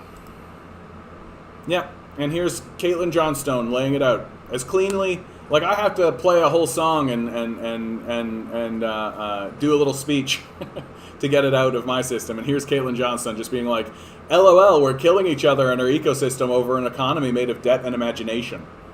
Yep. That we created this system. That the economic system that exists is not written in natural stone or anything like that. It's, near as I can tell, it's just a group of white supremacists talking about how to exploit their neighbors. That they create rules of scarcity and then they do everything they can to ensure that that scarcity exists, creating false markets and creating false scarcity wherever they can. Yeah, Misty, that song always lightens my heart. It gives me hope too. That's why I love it. That's why I'm playing it all the time, because I like to play. It feels good to play. It feels good while I'm playing it. Maybe we should be asking people in Canada what they would be willing to pay to not see anybody in tents or homeless walking the streets. Well, and this is what's so absurd, Ruth, is that if we wanted to get rid of the homeless, like if we wanted to ameliorate this, if we wanted to resolve this problem, it's cheaper. It's something that we keep forgetting. We keep forgetting, but it's absolutely fundamentally the truth. It is cheaper. It is cheaper to house the homeless. It is cheaper to provide a basic income. It is cheaper. It is cheaper. That what we want is to pay more to keep people homeless. That we want to pay more taxes. We want to pay more. That the capitalist class views the extra payment to keep people on the street as a cost of doing business. That this is something that we really genuinely have to acknowledge about our society, and we genuinely have to talk about openly, which is that we want people to be homeless. If we didn't, they wouldn't be, and we would save money ensuring that they weren't. But we want them to be homeless because it scares the shit out of the working class. That's what it's for. Its primary function is to terrify the working class and to keep them working for shitty low-wage jobs that no one wants to work, to keep them scared and desperate, and in some cases even grateful that they are avoiding the homelessness and starvation that are built into the society and into the neoliberal structure. And again, I'll fall back on it over and over and over again. It is cheaper to house the homeless. It is cheaper to just feed people than it is to deal with the negative outcomes of these things. But we keep voting for it because it's what we want. That what we're facing is truly a cultural crisis. That if everybody stood up all at once and said, resolve this, no more hunger, no more homelessness, no more poverty, it would be gone. But Canadians are not ready for that. We're not there yet. We're not grown up enough. Thousands of household wells go dry amid California drought. Yeah. Those kinds of stories are just gonna get worse too, Onward.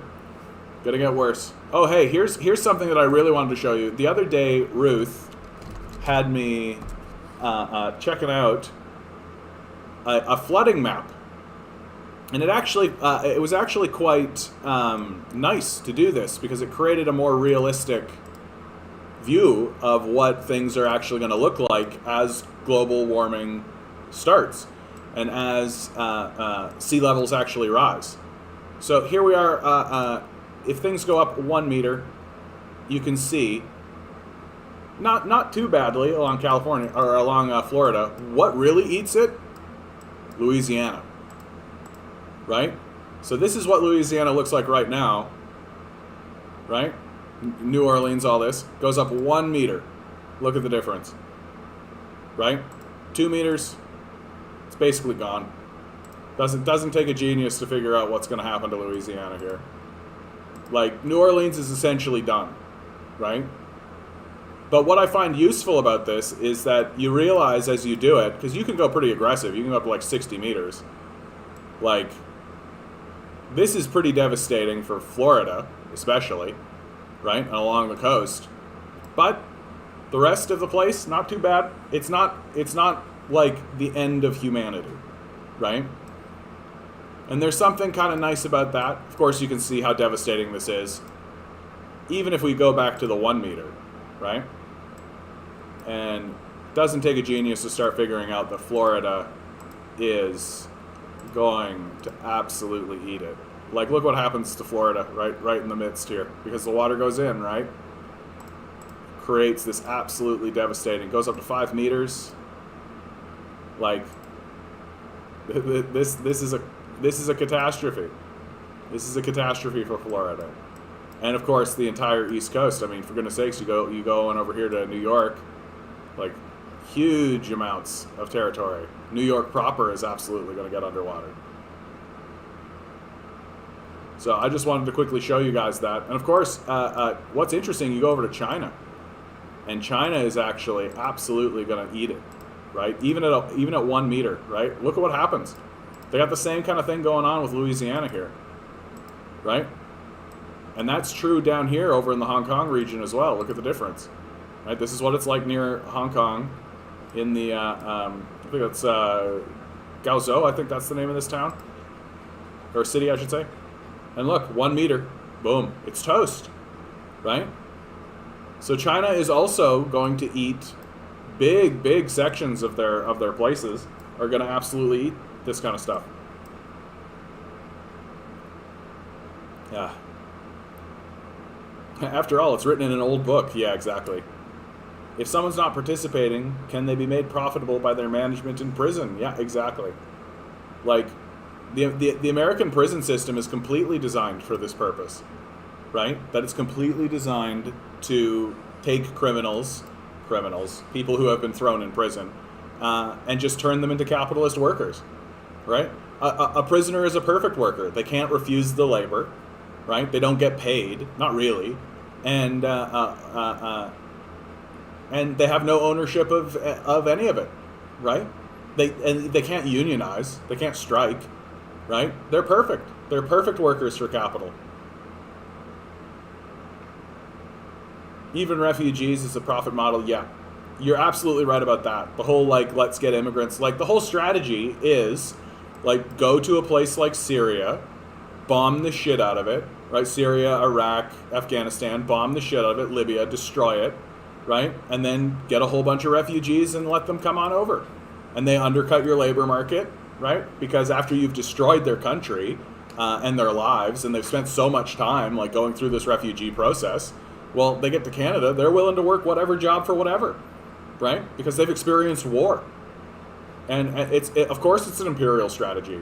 And it's even better because once they come over and they start working those jobs, well, then you get to build a white supremacist movement and use them as pawns to fight against them. So it works both ways.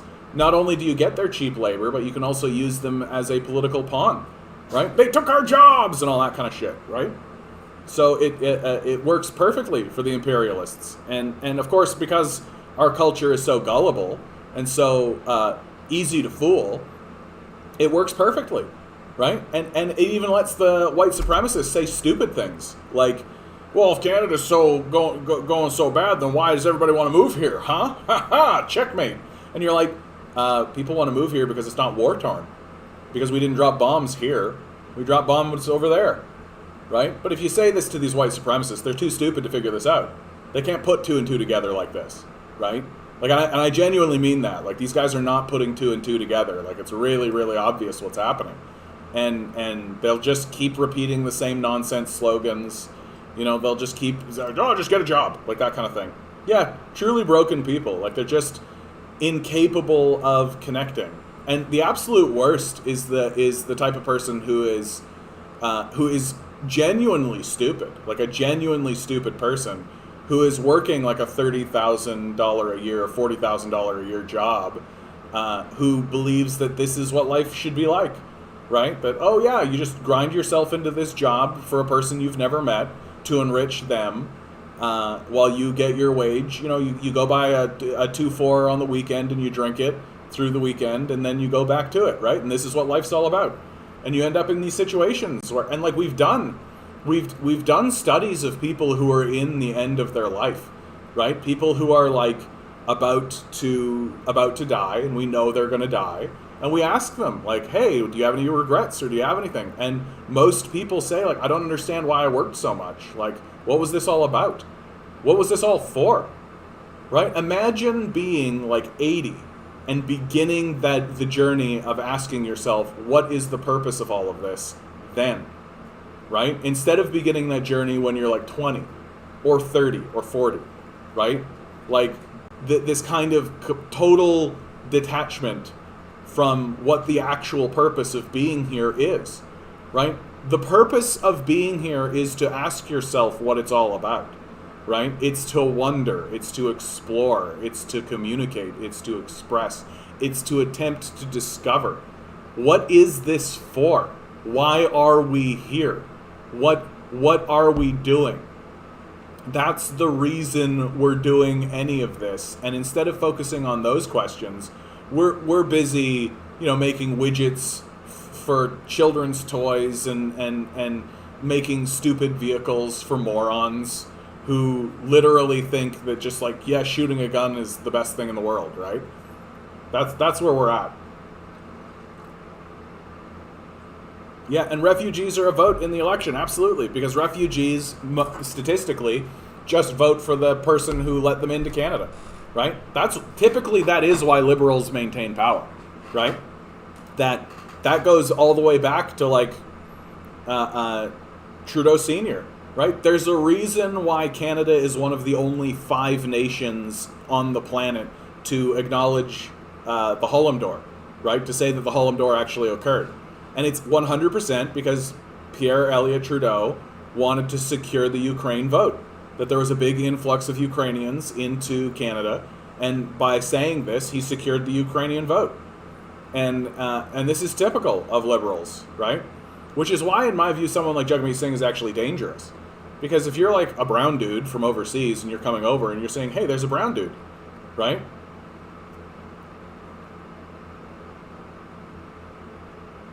Yeah, if you don't like it, that's your fault. Drink more, take some pills. Because working 8 hours a day sitting in front of a computer screen is exactly how we were supposed to live, right? It's totally normal that somebody is supposed to wake up in the morning exhausted and tired and angry, clean themselves up, put on a suit, travel an hour in a fucking box that's spewing, vomiting poison, to get to a job they hate, to stare at a computer screen for 8 hours, to then turn around, get back on the transit for an hour, to go home, watch TV for an hour, cry a little bit, and then go to sleep, and then wake up and do that all over again. That's considered normal, and if you can't handle that, well, that's a mental illness, take some pills, right? Like, this is how manic and absurd our society is. And it is, it's an obscenity what we're doing. Like it is an abomination what we are doing. to not only the environment but to ourselves, right? To actually believe that that is how life is supposed to be lived. I think you have to. You're suffering from a form of Stockholm syndrome. Like, you're suffering from a form of battered wife syndrome. That, like, you're literally being beat up by billionaires who will abandon you the second it makes them a penny, while simultaneously defending them. Like, it's unbelievable. Like, it's completely shocking. And yet, this is what we're doing. Like, this is what we're doing. And this is what the majority of Canadians are doing. Like, and the majority of Americans. Like, it's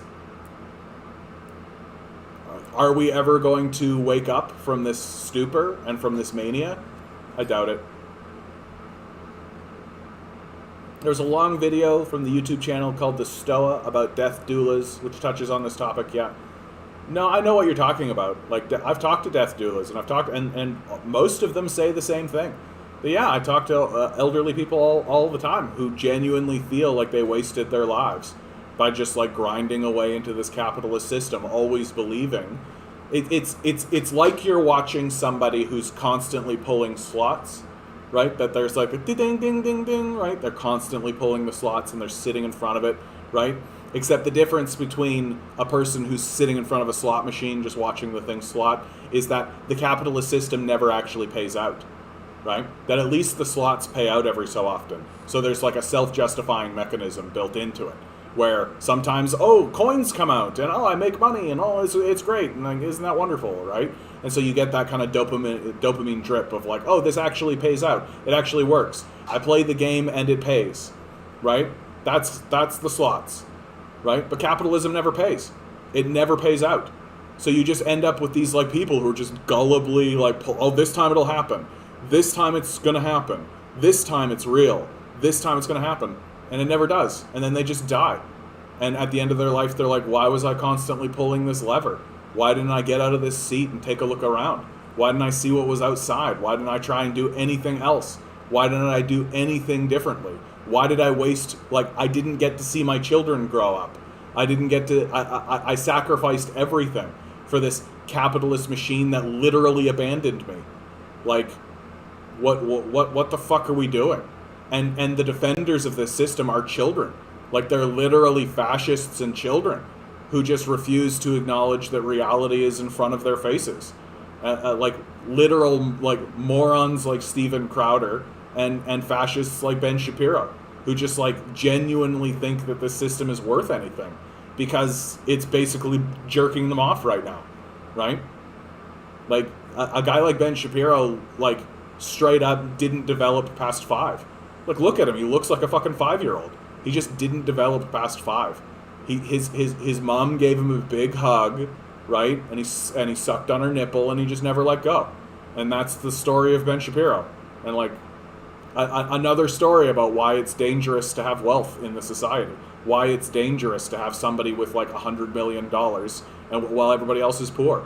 Because you just are a sociopath who's completely disconnected from reality. The way that Ben Shapiro is. I want to love, enrich people's lives, help each other, grow together, build, learn, just be. Yeah. When did just being become a crime? When did it become wrong to just exist and to just be? And when did it become stupid to expect a system that governs to facilitate that? When did it become all about sacrificing your life for a manic death cult, right? Like, when did it become normal to believe that sacrificing your life for a literal death cult is superior to, hey, chill out, relax? Like, we're living in a society where we view automation as a negative. That's how badly we've fucked things up. Like, imagine a robot takes your job and that's a crisis for you. Like, when you should absolutely be looking at that being like, oh, hey, a robot took my job, cool. That's awesome. Right? If we lived in a society that actually supported its citizens, which we don't, we live in a wage slave society. That's the society we live in.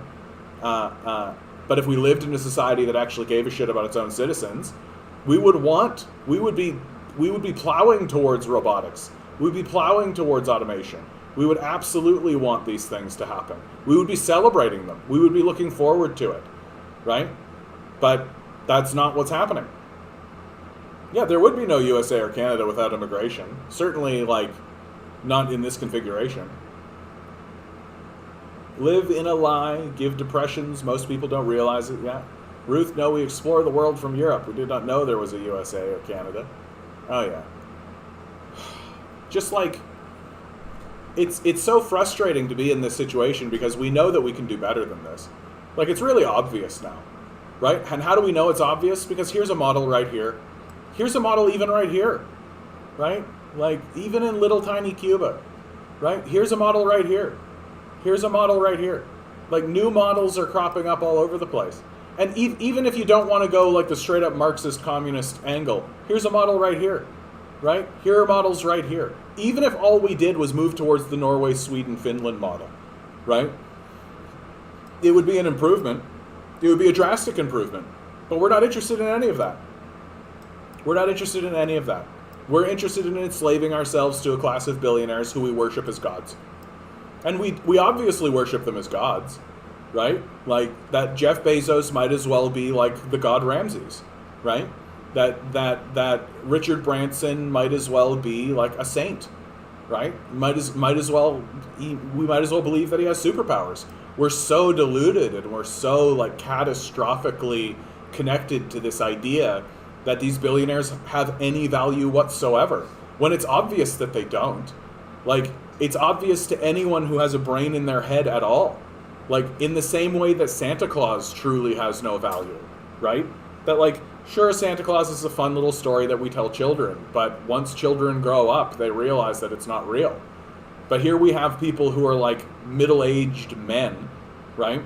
Grown-ass men and women, genuinely believing that Santa Claus is real, right? And it's manifesting in dark and sinister ways, right? Because the same people who worship these billionaires are also the people walking around being like, no, I'm not going to wear these masks, right? How dare you infringe upon my freedoms? And what's the result of that? A mass fucking death.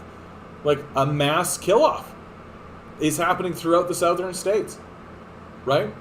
That the death cult is having its sacrifice.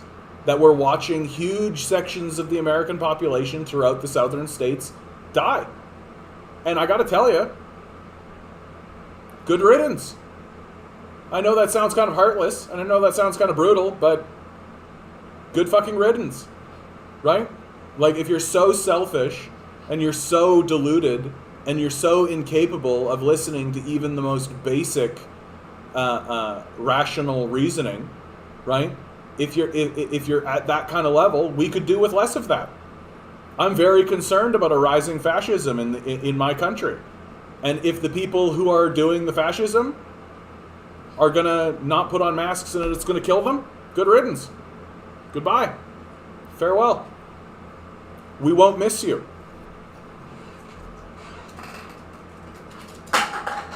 Oh, dude, I threw it. Go get it. Yeah, what a fucking cutie. What a fucking cutie. Yeah, we love our freedom down here, John. Yeah. Well, and freedom has become such a distorted, like, no one in America is experiencing freedom. Who's free in the United States, right? Even the billionaire class, even the supposed winners of this system are not free, right? They're just as victimized by this. They're just as deluded. They're just as stupid. They're just as beholden to the total pitfalls of all of this. It's a catastrophe on every single level. It's a tragedy on every single level. That there isn't one person living in the United States that you could consider free, with the exception of maybe Dave Chappelle. Maybe Dave Chappelle. He managed to. But everybody else is tied into it. And it's absolutely going to destroy us. Yeah, freedom is being in debt, on call to your boss all day, having no retirement, living in a police state, but I'm allowed to have a gun, so I'm free. Exactly. And you're too stupid to realize that the forces that exist around you don't give a shit if you have a gun.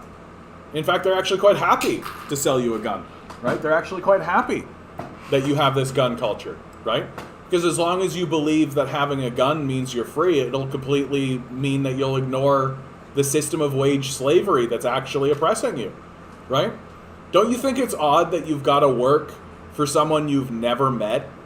Like, don't you think that's odd? Like, this is something that, like, I always want to ask these capitalists and these conservative or capitalist guys, right? I genuinely would like to see them struggle with the question of, like, don't you think it's kind of weird that you're working for somebody that you literally never meet? Like, don't you think that's a touch strange? I think that's very strange. Like, I think it's very strange that most of your value, most of the money that you make, goes to someone you never meet. You don't know who they are. They never meet you, right? And even if they did, they'd never remember you. Like, I think that that's kind of insane, honestly. I think there's an insanity connected with that. Because it completely allows them to just discard you as a commodity. They just look at a spreadsheet, throw you out. They don't give a fuck about you as a human. They don't care at all, right? You're just a cog, literally, to them. And I don't understand how anybody can stand up and think that that's rational or reasonable. That you're supposed to work for people you literally do not know. You never meet them. You don't know anything about them except what you're told by some media propaganda machine that's obviously lying to you. Like, why are we going along with this? And yet we do. And yet we do. And it just seems like it's the popular choice.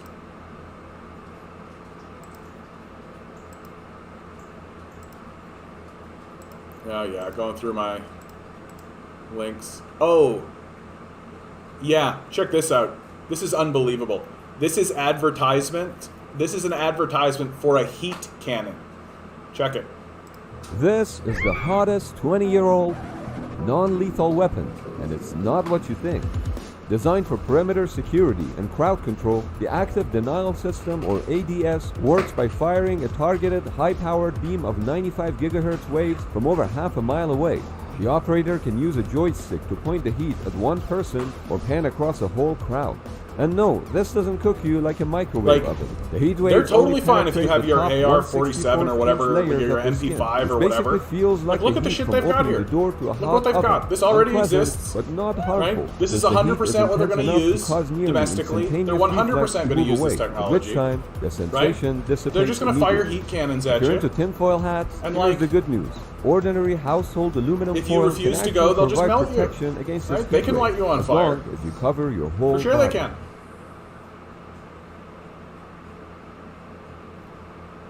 I worked for somebody I never met maybe once. I was lucky, and when I started working, you met the boss in the back office, and you walked into a store to ask for that job. Oh yeah, that classic. Yeah, back in the day, just go in there, give him a nice firm handshake. Right, we'll get you set up. Yeah, I love it. Canadians, again, seriously? Climate denial, racism, homophobia, cutting off social services. Yeah, it's just like same old story. Like, why do we think it's going to be different?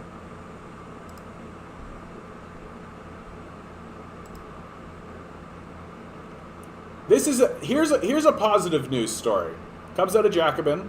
As always, you guys know that I really like the Jacobin.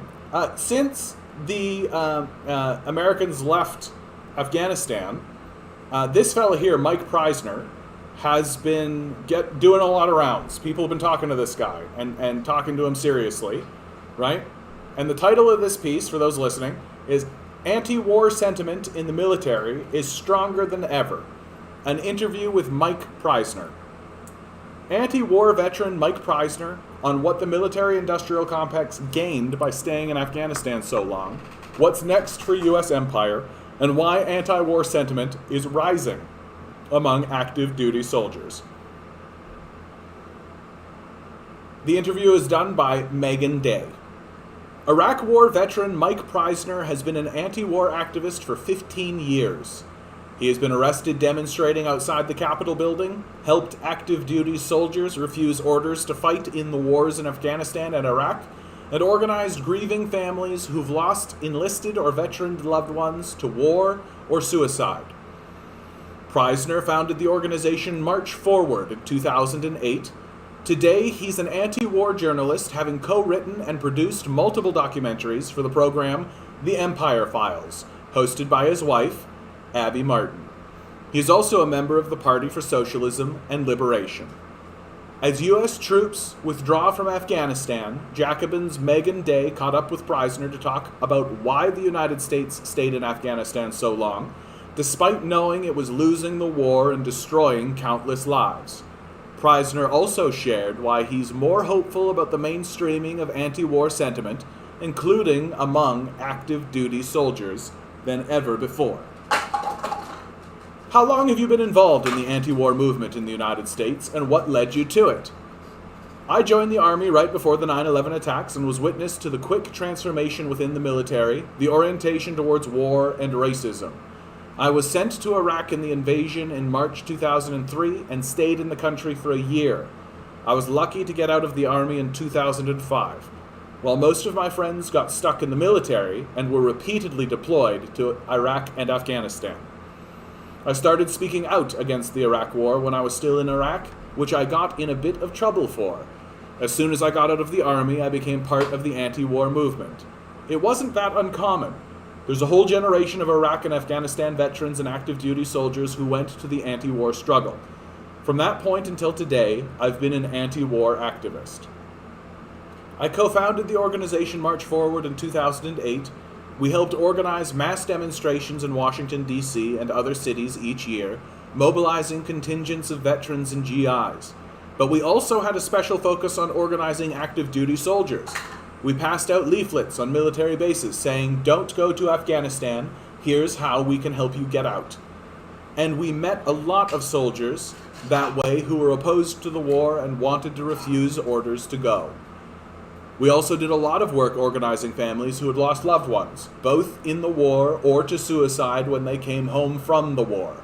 I've spoken to many widows and to mothers who've lost sons and daughters. I've done a lot of journalism about the wars in Afghanistan and Iraq over the years, including producing short documentaries for the Empire Files. But my time organizing active duty soldiers and families on the ground has been the most intense and personal. Yesterday, Joe Biden delivered a speech about the withdrawal of troops in Afghanistan. What is your take on the president's speech? It was entirely expected, but still upsetting to hear him be honest about his position that we shouldn't be focusing on Afghanistan, that instead we need to pivot to other fronts, including Somalia, Yemen, and Syria, away from the wars we've lost and towards new places where we can engage in more bombing and more military action. It was like he was offering a compromise with the military-industrial complex and the sections of the ruling class that are interested in expansion, saying, yes, we're closing down this war, but don't worry, there will be others. But the thing Biden said that was correct and very important is that if we stayed another 8 months or another 5 years, the same outcome would transpire, and there still would be a Taliban takeover. It's good to hear him say this, but what's bothersome is that Joe Biden himself and Anthony Blinken and all others around him in the Obama administration knew that this would be the outcome if they left Afghanistan 10 or 12 years ago. The Afghanistan papers, released in 2019, which never really became that big of a scandal, revealed that they knew for the most of the duration of the 20-year war that there was no possible way to prevent a Taliban government. But they just figured they could drag it out forever. It's good for business, it's good for the military. There aren't enough American soldiers dying for people to care, and Americans don't care about Afghanistan's citizens, so there's not a lot of pressure to end it. It was a good situation for the Pentagon and the military-industrial complex, and Washington didn't really pay that much mind because they didn't have to. 4 years have now presided over this war: George W. Bush, Barack Obama, Donald Trump, and Biden. Can you walk us through each of their administration's orientations towards Afghanistan? The Bush administration's motivation in starting a war in Afghanistan was not to prevent another terrorist attack, which of course would not be accomplished by invading and occupying a country that had no role in 9/11. In fact, there was a survey conducted about 10 years ago that showed that 92% of young Afghan men in the occupied southern provinces had never even heard of the 9/11 attacks. Meanwhile, the Taliban had offered to cooperate with the United States in catching Osama bin Laden and other counterterrorism efforts, but this offer was ignored. The reason the United States went into Afghanistan is that while the Taliban were willing to collaborate with the United States, they were difficult to deal with, because they weren't behaving like a neo-colony. Any country that's not a totally subservient client, even if it's willing to collaborate in some way with imperialism, is on the list for overthrow and destruction. The Bush administration thought it would be easy. They thought, we just go into Afghanistan, it'll take a month to overthrow the Taliban government, and we'll install a puppet government. Then we'll move on to Iraq and do the same thing, and that will be really easy. Then we'll move into Iran and do the same thing. Then Lebanon, Somalia, and Sudan. The Pentagon really thought it would overthrow all those countries in a period of 5 years. They didn't think they were going to get bogged down in a quagmire.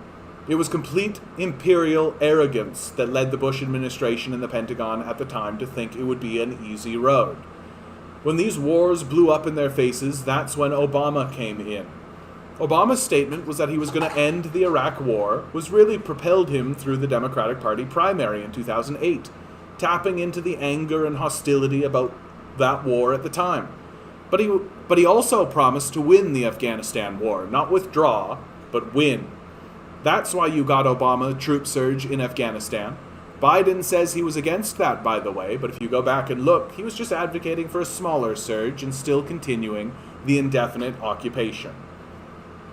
Obama flooded the country with troops to try to exert enough pressure on the Taliban to get them to accept a deal.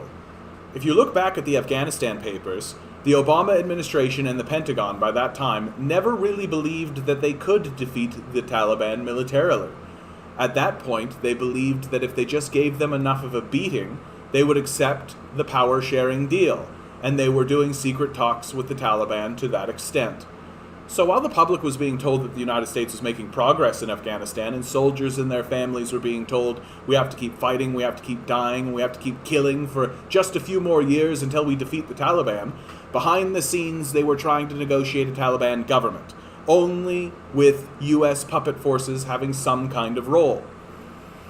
The Obama troop surge was a disaster on the ground, just a complete failure militarily. In the Afghanistan papers, you see that the Pentagon was saying to the Obama administration, by every metric we are losing the war and cannot turn it around. And the White House responded with, well, create a metric that shows we're doing good. There was growling hostility to the war strategy from within the ranks of the military. High-ranking enlisted people were speaking out about the soldiers being put on pointless patrols where every single day someone was getting their legs blown off. There was a lot of discontent inside the military, and it started to look bad for the United States. So, the end cap of the Obama strategy was basically, okay, we're going to slowly retreat. There's no possible way for us to accomplish our goals militarily, but instead of withdrawing over the next decade, we're going to reduce the number of troops and have them isolated on little bases. We can still occupy the country, still drop lots of munitions, still be feeding the military-industrial complex, but we're slowly going to leave. When Trump came in, he inherited a small number of troops on the ground. The withdrawal was already set up. He could have continued at the same pace and gotten out of the war like he campaigned on. He ripped the Republicans and the Democrats for keeping us in this forever war. He loved that rhetoric, until he was in the position to do it. What Trump did instead was triple the number of U.S. troops in the country. He pressured other NATO countries to add more troops. He vastly expanded the number of mercenaries to the point where there were roughly 10 times as many mercenaries as there were soldiers. His bombing escalation was one of the more grotesque hallmarks of his presidency. The CIA and the military already faced little restriction when it came to dropping bombs, and were killing civilians on a regular basis anyway. But Trump came in and said, gloves off. As a note, I would say mask off. Under Trump, the United States dropped so many bombs that it actually killed more civilians than any other previous year for 2 years in a row. That includes the troop surge under Obama, when there were 20 times the number of boots on the ground. Just as Obama tried to pressure the Taliban into a deal with the troop surge, Trump thought he could pressure the Taliban into a deal by just bombing everything in sight. For both Obama and Trump, the violence they wrought in Afghanistan was never even about preventing the Taliban from entering power. Even though that's what they were saying, they were behind the scenes trying to form a unity government with the Taliban, or a Taliban government that's friendly to the United States and has some vestiges of the neo-colonial puppet regime they tried to install. And in many ways, that's exactly the outcome they're getting right now. When you think about it that way, you realize they implemented years and years of more killing for absolutely no reason at all. Why is the withdrawal happening now under Biden? He hasn't exactly been a stalwart opponent of the war in Afghanistan. It's funny, because Biden never advocated for a full withdrawal. Even up until the last days of his campaign against Trump, he was saying that we needed to leave several thousand troops in the country and using all this rhetoric about how we can't abandon our Afghan partners. Then, when Biden got into office, his tone and rhetoric about the war completely changed to favor a total withdrawal. The reason is because it isn't Biden's plan, it's the Pentagon's plan. The Pentagon brass, who are unelected, wield so much control over our elected government. Foreign policy really flows from the Pentagon, not from any so-called democratic institution. So Biden came into office with his idea of leaving troops there forever. And then the Pentagon said, no, we need to get out. And that's why he changed his tune. Up until recently, the Pentagon had been mostly satisfied with the war in Afghanistan. The United States was losing for most of the occupation, and they knew that. But a drawn-out conflict like this is still good for imperialism, even if you're losing a war in some capacity. You have this extremely bloated military budget. At times, the United States was spending $400 or $500 million per day on expenditures just for the occupation of Afghanistan. It was a huge boon for the military-industrial complex, and it allowed the U.S. government to grow its technological arsenal. Think of the energy companies providing fuel to all the different defense contractors that maintain the bases. Think of the companies that were building vehicles that came out of the assembly line at the factory and went straight into the roads of Afghanistan, where they would get blown up, sending the military back to the factory to replace them. Think of all the companies that made the bullets, the missiles, the tank rounds. Obviously, the defense industry has an interest in keeping the war going. As for the officers in the Pentagon, they get their combat experience, they get their medals, and they get their command experience, they get promoted, and they go into these 6 or 7 figure jobs in the defense industry a week after they retire. So there's no desire from the Pentagon to end it quickly when an ongoing occupation is a path to building their resume and to personal enrichment. It was good for a long time. But ultimately, there comes a point when it poses a problem for the empire to be bogged down in a war they're clearly losing for 20 years. The United States is supposed to protect power as this invincible military machine. At a certain point, the failures in Afghanistan and Iraq make the United States look weak and defeatable. It starts to hurt the image of American imperialism and the kind of dominance it wants to project in the world. And so the ruling class starts looking for another target for regime change. Obama was already talking about pivoting away from Iraq and Afghanistan during his presidency. The idea he articulated was that the United States is hurting its overall hegemonic goals in the world by spending all its energy and time trying to win 2 wars that are impossible to win. And it needs to regroup and put its efforts into other places in the world, including other countries in the Middle East, Latin America, and especially Asia.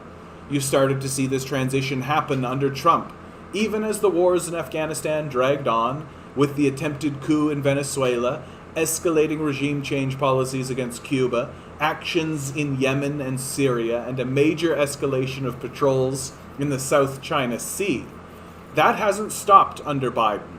Vice President Kamala Harris went to Vietnam and pressured them to confront China in apparent effort to provoke conflict in the region. Many countries in Asia are striving to create a region of peaceful cooperation, and then you have the United States coming in and trying to increase tensions.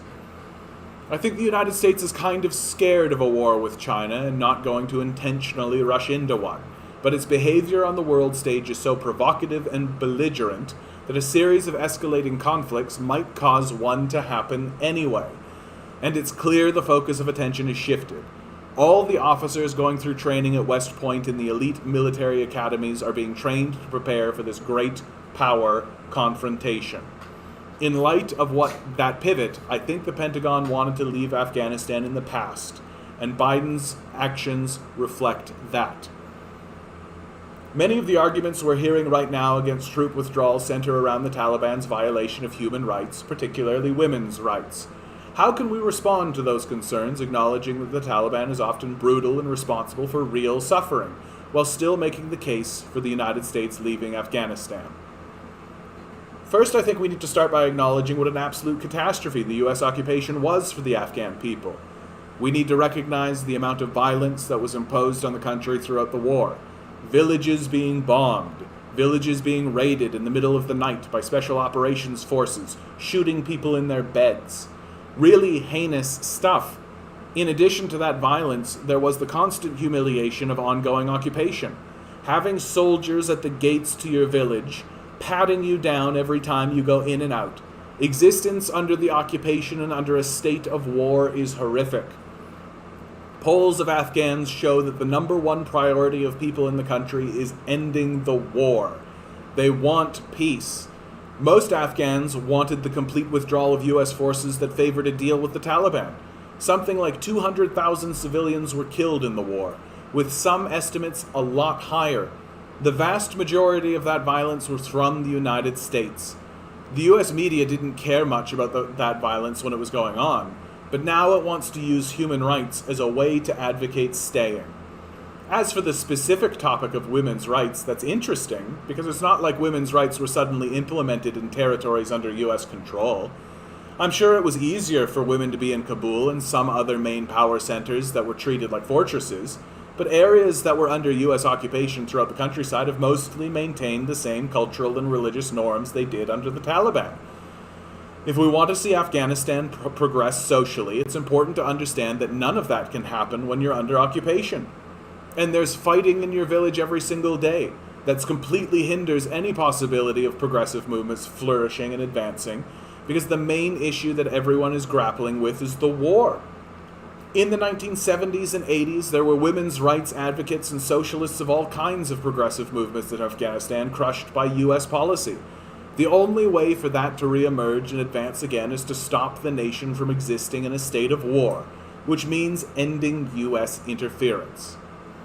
Earlier this week, we saw footage of Afghan citizens chasing a U.S. military plane on the tarmac, desperate to be lifted out of Afghanistan, while U.S. soldiers were shooting at them. Meanwhile, French President Emmanuel Macron gave a speech saying, "We must anticipate and protect ourselves against significant, irregular migratory flows."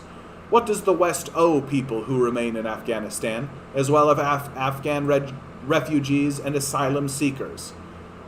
Biden has got some credit for saying we needed to do a complete and immediate withdrawal, and that was the right thing to say and do. But the fact that they'll allow thousands of people to basically be run over by these Air Force jets leaving the country is appalling. The videos of people falling from the landing gear as the plane was 1,000 meters in the sky were horrendous. The withdrawal itself was necessary, but it was a completely botched operation. The images of Kabul airport say everything about how the United States views Afghan citizens and refugees, which is to say, complete dehumanization. It also speaks to U.S. incompetence. They had 6,000 American soldiers there. They knew that the Taliban was coming into the city. They should have had a rational exit plan. Instead, they acted like if they didn't leave in the next hour, they were going to get killed, and screw all these Afghans standing in their way. The military is this huge machine with incredible logistical capabilities, and it wasn't able to come up with an orderly way to manage the crowds that assembled, hoping to leave the country, which was totally inevitable. They ended up shooting into these crowds, killing people on the tarmac. Many of these people who had helped the United States in Afghanistan, who were on their side. The Taliban didn't come in shooting. The U.S. military completely panicked for no reason, and people ended up dead. It's a horrific failure of the Biden administration and the commanders on the ground, and it should haunt them.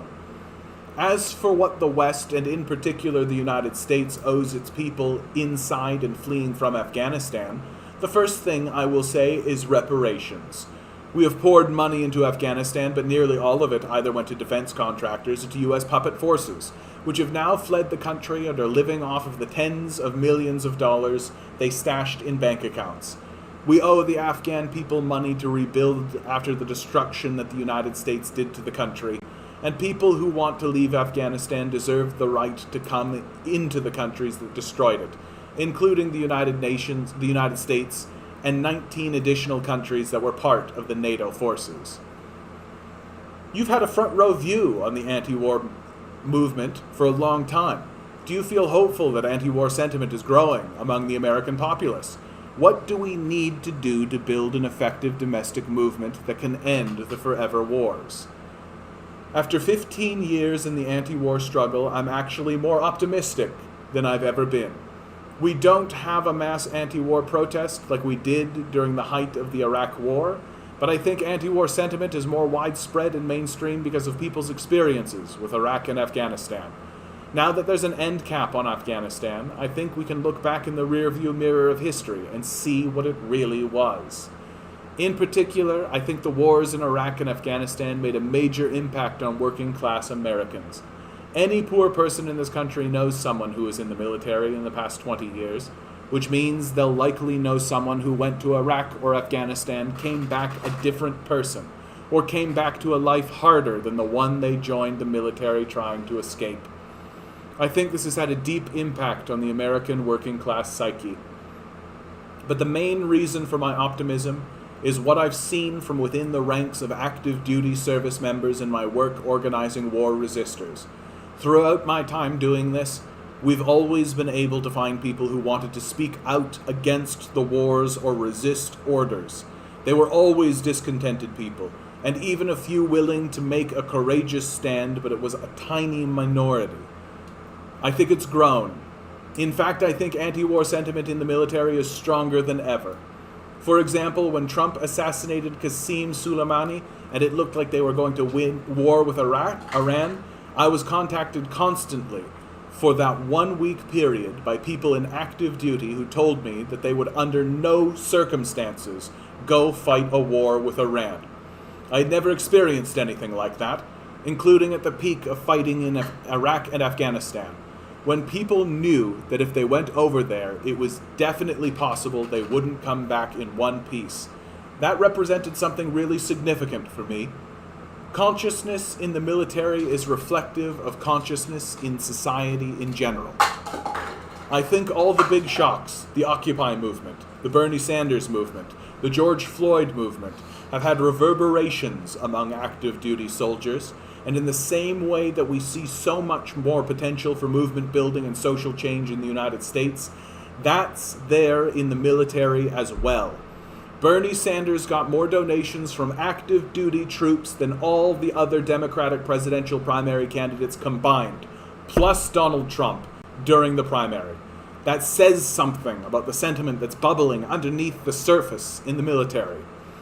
As for what we do to build a strong anti-war movement at home, we need to be doing the principled work of building that sector of our struggle and linking it to the other important issues that working class people deal with every day, so that when the next pivotal movement happens, we're ready to keep up movement pressure and change the outcome. There's not always going to be hundreds of thousands of people flooding the streets like they did at the start of the Iraq War, but we can't anticipate when that kind of moment will come again. What we do know is that there is always going to be a new escalation. There is always going to be a new target of U.S. imperial aggression, and we need to be ready to engage in the day-to-day work of international solidarity. Whew. Man, if you made it through that piece with me, bless your heart for being here, bless your heart for staying. That's a powerful piece. I'm glad I read that. I'm glad I read that out loud. I'm glad I read that out loud. That was awesome. Fuck yeah. Fuck yeah. I love that. I love doing that shit, man. I love doing that shit. If I literally could just make my living reading articles like this out loud, That's a life well spent. What a powerful interview with a powerful individual, Mike Preisner. Of course he's a powerful individual. He managed to wrangle in Abby Martin. What a champion. What a champion. What a champion.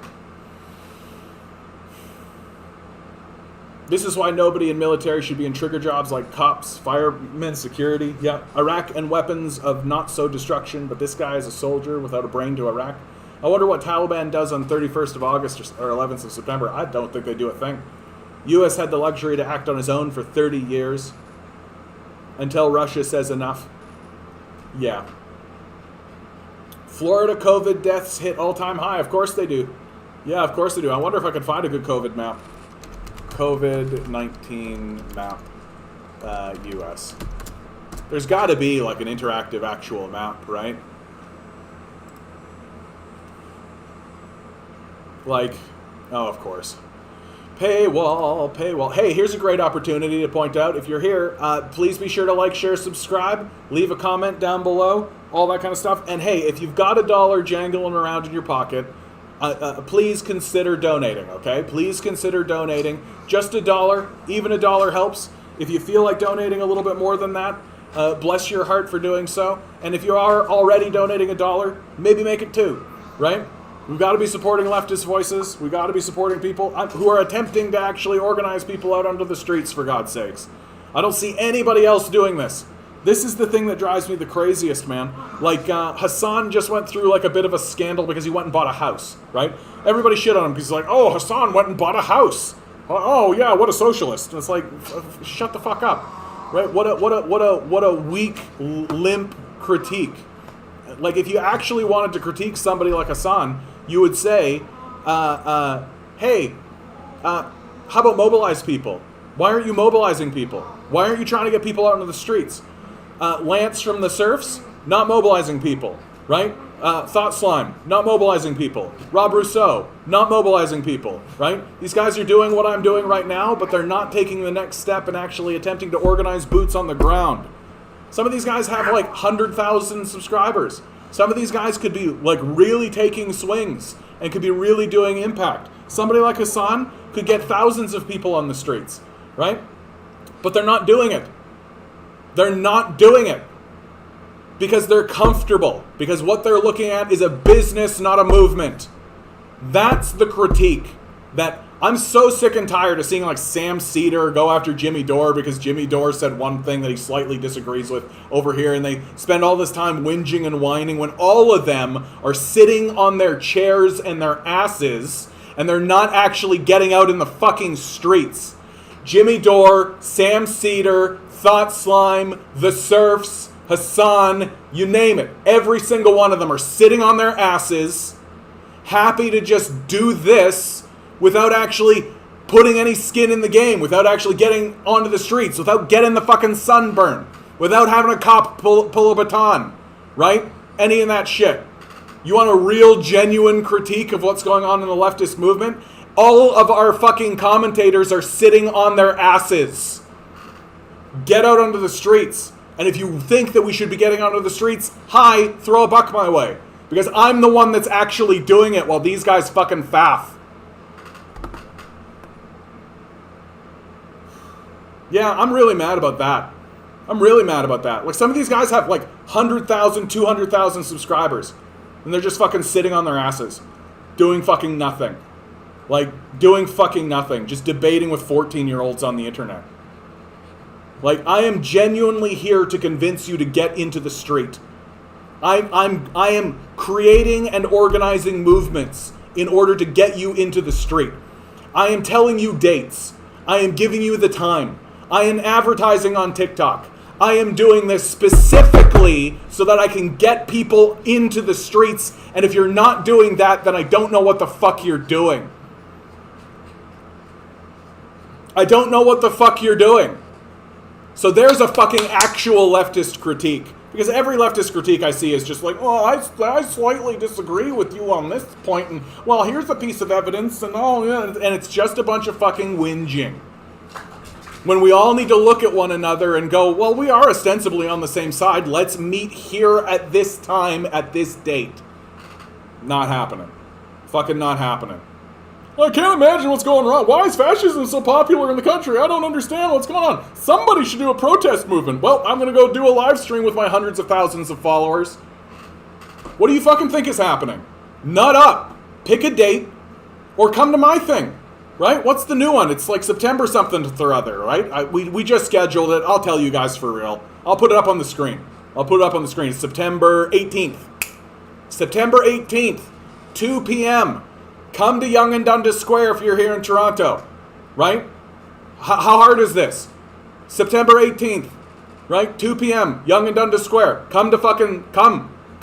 How hard is this? If I had 100,000 followers, I'd get 1,000 people on the streets. But these guys are more interested in their business than the movement. That's really what it is, right? These guys are more interested in the business than the movement. And that's the fucking fundamental truth. Ugh. So please be sure to like, share, and subscribe. Donate $1. All that fucking dumb capitalist bullshit.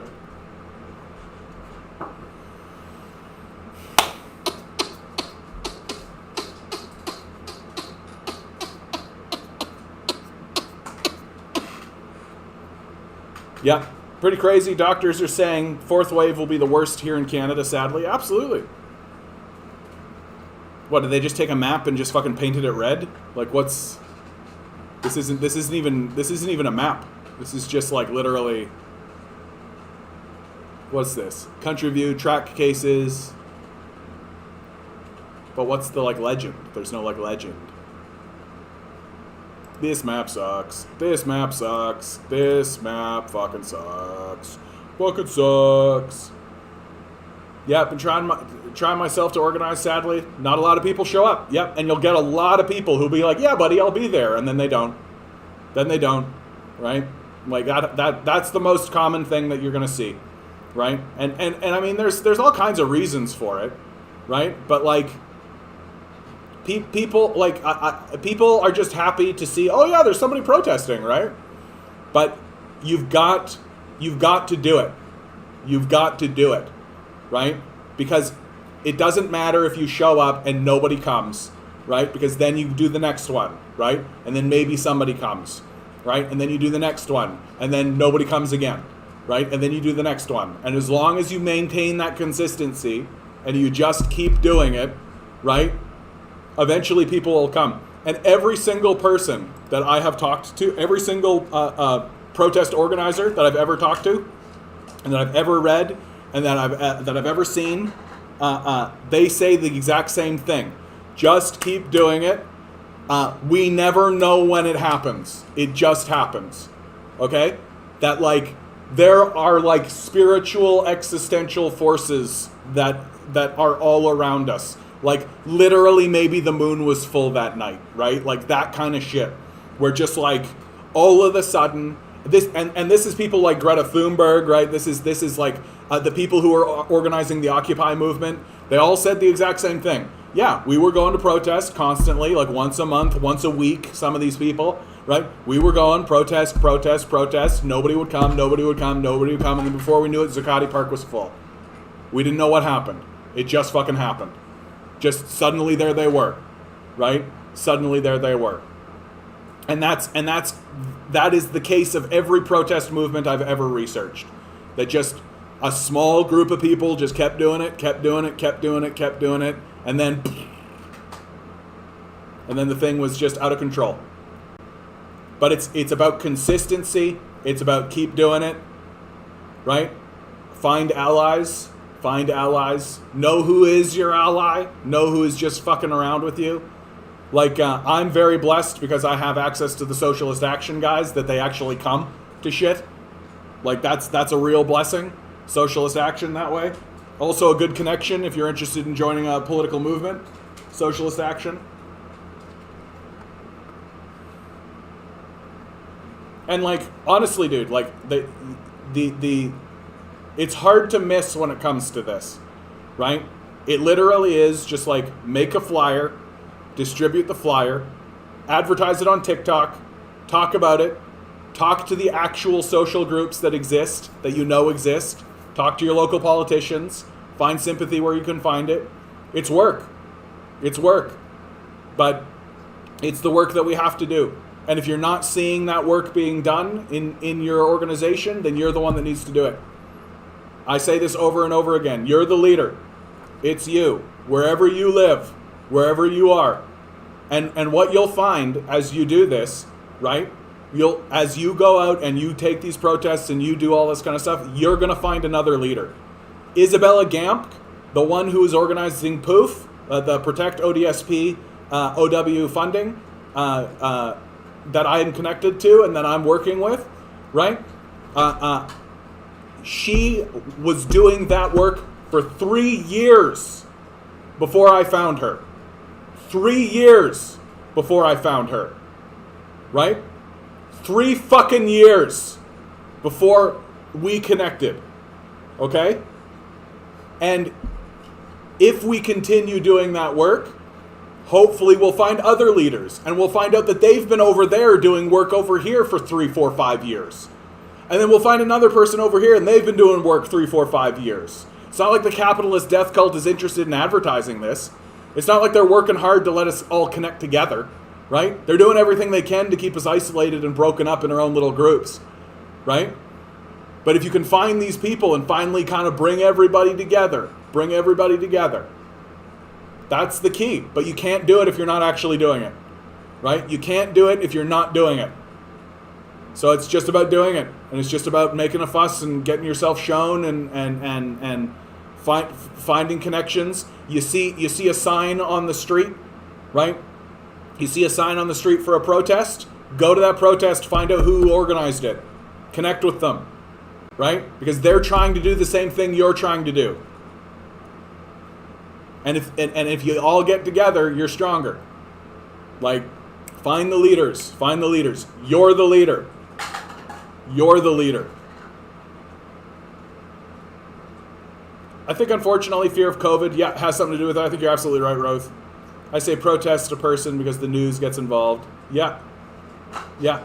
And if you can get news involved, like we got the news involved this last protest was relatively successful, man. We got, like, the cops were on our side.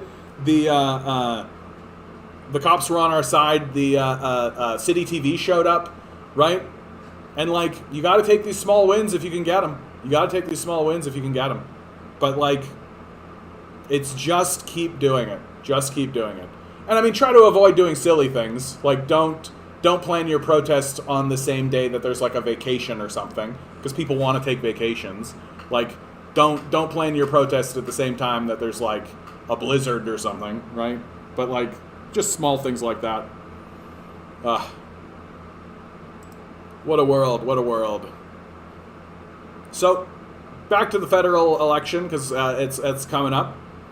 Honestly, I look at this like the Conservatives have come up ever so slightly, the Liberals have gone down ever so slightly, and the NDP have actually had a slight decline as well. This is coming from Ecos Politics.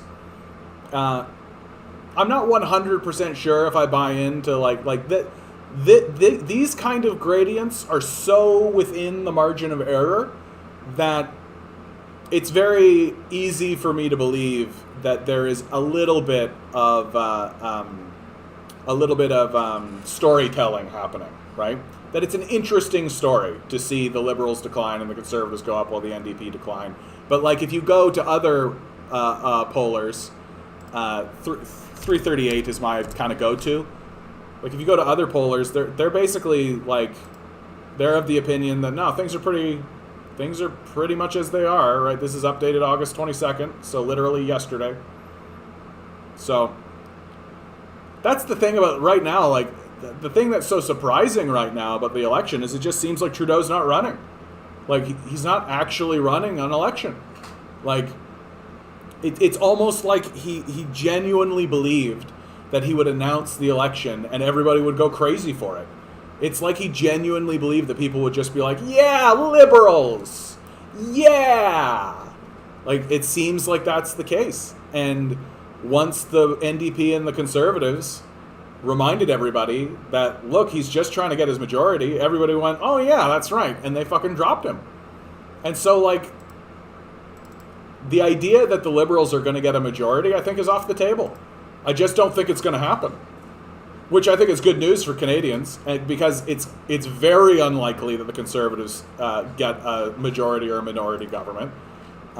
Something dramatic would have to happen for that to happen. And honestly, it looks like the NDP are the big winners, right? They're poised to gain a lot of seats. So it's it seems to me like we're heading into a pretty clean Liberal minority government again. And honestly, like if and a Liberal minority government, the Liberals are going to want to do everything they can to keep that going, because here is a truism in Canadian politics that if you have an election and then very shortly thereafter there's another election, it's the incumbent party that eats it. That's just true. Like if you're a Liberal minority and you go in and you get a minority government, and then that government collapses quickly and Canadians have to go to the polls within like 6 months, it's the Liberals that eat it. And that's true if it's Conservative, and that's true if it's NDP. Doesn't matter. Canadians are just like, well, if you can't do it, fuck off. It really does come down to that. Canadians are just like, look, fuck you. Do your job. We elected you to do your job. Do your fucking job. Get the fuck out of here.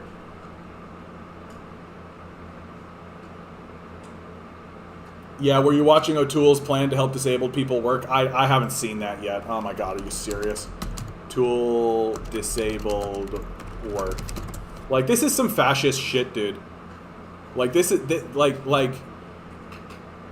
Yeah. Let's take a look.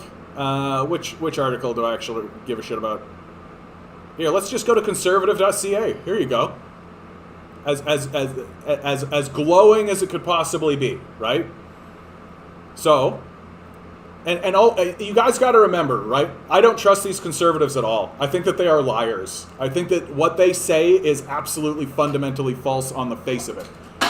So if they're saying this, it's because they know that it's a hot button issue, and they know that it can garner them a lot of support, but they're not going to do anything about this.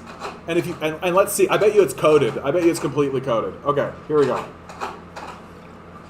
Okay, Canada's recovery plan will support Canadians with disabilities by doubling the disability supplement that the Canada workers benefit. This is actually a big deal. Like, that is actually a big deal. Like, that is literally what I'm going out and protesting with Isabella to have done. Literally this. That it needs to be doubled. Right? And so, if the Conservatives are talking this way, then where's the NDP? Where's the Liberals? Come on. Like, even the Conservatives are admitting this needs to happen. Even the Conservatives are talking this way. Come on. Where's the Liberals? Where's the NDP? Where is it? Come on. Overhauling the complex array of disability supports and benefits to ensure that working always leaves someone further ahead and work in the provinces. Yeah, like get rid of the clawback, right? Get rid of the bullshit clawback nonsense shit that keeps people in poverty structurally, right? Even the Conservatives are aware of this. Even the Conservatives. Even the fucking neo-fascists are talking this way. Like, providing an additional $80 million per year through the Enabling Accessibility Fund to ensure additional incentives for small business to improve accessibility. Put them to work. Put them to work. Always about putting them to work. Grants and supports for all types of accessibility equipment that Canadians with disability need to work. Always work, right? Always put them to work. We're wage slaves, after all, right? We're only as valuable as our productivity. Enhancements to existing programs that will get more Canadians with disability into the workforce. This is what it's all about for the Conservatives.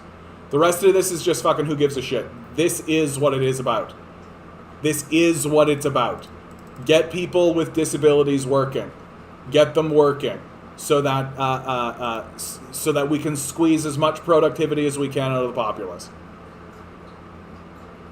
Reduce the number of hours required to qualify. Honestly, like, this all sounds good. I don't believe a word of it. Like, I don't believe a word of it. Like, these guys are adept liars. They're neo-fascists. I don't know why anyone would actually believe it, but what this is showing is it's embarrassing the Liberals, is what it's doing. Like, this outright is like, you talk about own the libs, this owns the libs, right? The Liberals could have been doing this. They could have done it all this time. They could still do it. They could do it right now. They could still do this shit, right? They're just not interested in that. And it really does look like to me that what O'Toole is doing is outflanking the Liberals on the left. He's pulling a card out of the liberal handbook, and he's going, oh, I can run on the left and then rule on the right too, right? I can just stand up and say a bunch of leftist bullshit that I don't intend to do, right? And then run on the right. I can do that, and then own on the right for sure.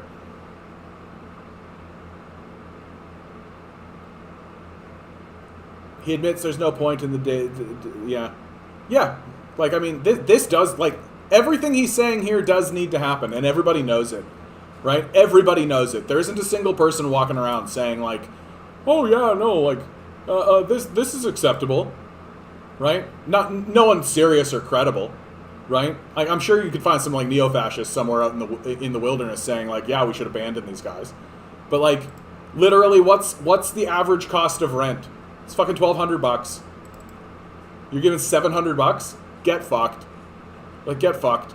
It absolutely needs to happen. We give less than the Americans. We give less than we give 3 times less than European nations. Like, we are at the bottom of the list when it comes to this. We are abandoning our disabled. There's no other language to use. And the fact that even the conservatives are standing up and saying this is an embarrassment to the liberals. This is a liberal fucking embarrassment. That the liberals absolutely should be offering this. The liberals should just be doing this. Like, it's fucking unbelievable to me that a liberal government is literally just, like, ignoring this while the fucking conservatives are outflanking them on the left.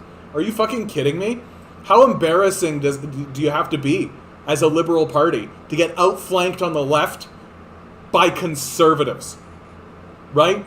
Like, think about how fucking embarrassing you have to be as a ruling party, especially while you're, like, not running a campaign. What are the liberals even running on? What's their platform even? Do they even have a platform? What's the liberal platform? Liberal platform 2021. Okay, our plan. Here we go. Canada, deserved government, always have your back. Read more. To keep moving Canada forward. For everyone. Our plan.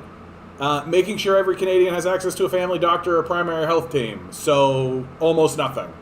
10 days of paid sick leaves in healthy communities. Almost fucking nothing. And these are, like, the first things on the chart, right? Deliver better care for seniors. Like, the long-term care home grift. But they have no intention of doing this. Fighting wildfires and adapting to climate change. Yeah, like, we've been banning straws and shit. Supporting Canadian businesses. A 10-day... and this is it. This is it. Like, this is their platform.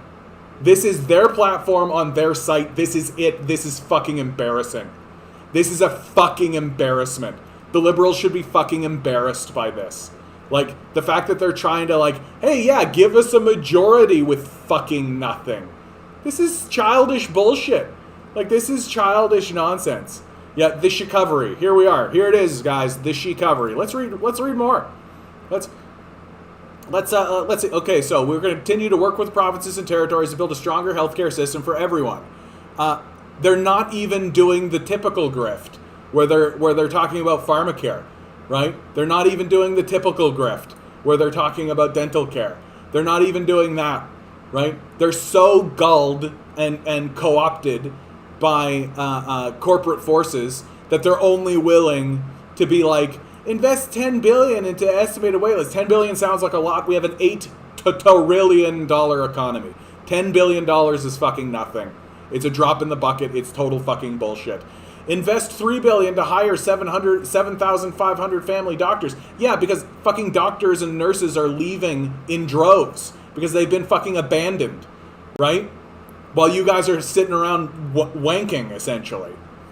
Like, oh, increase student loan forgiveness for an expanded list of healthcare professionals. How about just get rid of student loans? Just fucking get rid of that whole fucking program. Oh, right, you're goddamn liberals, so you're not going to offer fucking anything. Right? So this is just like, there's a big right there. This is the kind of shit I expect to see from conservatives. Instead, you're getting outflanked. You're getting completely outflanked. 10 days of paid sick leaves. Oh, okay, so like not even the bare minimum. Like, this is like embarrassing. Like, this is like, if reelected, we'll introduce 10 days of paid sick days that we could have done the whole fucking time. We could have fucking done that the whole fucking time, right? But we're dumb fucking liberals, and we think that you're gullible and stupid, because guess what, Canada? You are. It's really obvious because you're willing to believe this grift. Liberals move forward to deliver. Let's see what they're saying here. We're going to train up to 50,000 new personal support workers, raise their wages with a guaranteed minimum wage of at least $25 an hour. How about nationalize shit? How about fucking nationalize shit? Oh, right, you're fucking liberal. That's right. So, like, bare minimum. Like, bare fucking minimum, right? We're not going to nationalize anything. We're still going to keep things privatized. So all the money that we funnel into this is going to go into the pockets of fucking Mike Harris anyway, right? Oh yeah, we'll make it a support of at least $25 an hour though. So there's like a little bit of a thing, a little bit of a fucking thing. Won't keep you out of the shelters, but whatever. Fighting wildfires, adapting to climate change. Oh, we're going to train 1,000 new community-based firefighters, guys. Climate change solved. We did it. We solved climate change, everybody. Climate change solved. With 1,000 new firefighters. That's it. We did it. Right? We did it. Any actual promise to do anything about climate change to ensure that we don't need all these firefighters? No? Oh yeah, classic liberalism, right? Classic fucking liberalism. Supporting Canadian businesses in our hardest hit sectors. Like, hey, you notice how there isn't like anything about workers? You notice that nobody gives a shit about actual workers? It's all about their businesses, right? That we're just wage slaves and they're making it. And this bullshit, $10 a day childcare, fuck you. Like, get fucked. Straight up, they're offering nothing. Like, this is fucking nothing. This is embarrassing. This is childish and embarrassing. Like, it's embarrassing that they are running a campaign asking for a majority when this is their fucking platform. Literally, this page right here from the Conservatives makes me want to vote for them more than the Liberals. I'm not gonna, because I'm not a stupid idiot, right? I'm not gonna vote for a death cultist no matter what they say. But this is fucking embarrassing. Like, this is insulting. Are you serious? Like, if you're a liberal and you're actually, like, saying this kind of shit, like, this is childish. This is childish. You sound like a little baby. You sound like a fucking total moron. Walking around saying, like, any of this matters. Any of this matters. This is what I expected them to have already done. I expected them to have already given 10 days paid sick leave in the middle of a fucking pandemic. I expected them to make sure that every Canadian has access to a doctor. I expected that. That's my expectation of a government. I expected them to deliver care for seniors. I expect them to adapt to changing climate. These are my expectations. There's nothing special here. This platform is trash because liberals are garbage. And they're getting outflanked on the left by fucking literal neo-fascists. That's how embarrassing and cringy and trashy these fucking garbage liberals are. That they're getting fucking outflanked on the left by literal neo-fascists. Canadian politics, everybody. Canadian politics. We fucking did it. We fucking did it. We sunk to a new fucking low. We fucking did it. We fucking sunk to a new low. The Liberal government is offering so fucking little and are so embarrassingly cringy and are not campaigning and are campaigning so ineffectually that they're getting outflanked by neo-fascists. We did it. We fucking did it. Canada. Canada. Canada. Please be sure to like, share, subscribe, donate down below, please. The whole place is fucking burning down. Ugh. Ugh. The NDP already have kind of gone up. That's one thing to remember. That the NDP, where did I see it? God damn it. Here's the federal simulator. So they're getting 36 seats. So current parliament. Canada. I think they only have like 20-something seats right now. Yeah, they've only got like a smattering of seats. Come on, give me the actual count. Give me the actual count. Yeah, they've got 24 seats right now. And so as of this moment, should the election actually go the way that people are looking, that we'll have 36. That's a pretty significant jump, right? That's a pretty significant jump. And bodes well for the NDP, bodes well for Jagmeet Singh, bodes well for Jagmeet Singh. Increasing seats, maintaining the Liberal minority, these are all good things, and it's going to look really good for the NDP. And also, on the NDP front, the NDP, last time there was an election, the debates saw an NDP jump, that the NDP saw a jump in support after the debates. I suspect we'll see exactly the same thing, especially if the Trudeau Liberals are going to come out with this limp shit. Can you imagine standing up on the debate stage saying this dumb bullshit? Like, this is dumb. This is dumb, and they should feel dumb. Like, it's staggering to me that they're running on this shit. Yeah, the Liberal plan is to blow on the fires. Exactly. Exactly. I know a lot of libs that said they're voting NDP. Hopefully the fever is common across the country. Well, and there's also another thing happening. And I actually think you can see this in the media, because you got to remember that the Liberals and the Conservatives and the media are all allies with one another, right? Like the corporate media and the CBC to a degree. They're all allies with one another. They don't really care what the outcome of the election is, so long as it stays within the Conservative-Liberal alliance, right? That's the goal. And you can really see the media pushing on, O'Toole is gaining ground, and oh my God, he's really coming up, because what they want is they want to seed the soil to recreate gotta vote Liberal or the Conservatives will get in, right? That's what they really want. Because right now, that narrative is not really strong. It doesn't really exist in Canada at the moment. Like, it exists, but people aren't really taking it seriously. I'm not seeing it yet. We'll see what happens as we get closer to the election, and Canadians are notoriously skittish and cowardly. And that narrative of, gotta vote Liberal or the Conservatives will get in could take hold again, which is a strategy, right? Which is a tactic of the capitalist death cult to keep power within the alliance. But if these numbers stay as they are, right, with the Conservatives like being nowhere near a majority or even a minority, and the Liberals not looking like they're going to score a majority and down in minority territory, yeah, lots of people are going to be like, well, I'm going to vote NDP then, right? Because if that narrative loosens, people will actually vote their conscience or what they want to vote. And it looks loose. Looks loose as a goose right now. So we'll see. Still a lot of road ahead of us. It is completely possible. Oh, look, they just fucking updated it. And check it out. Look at this.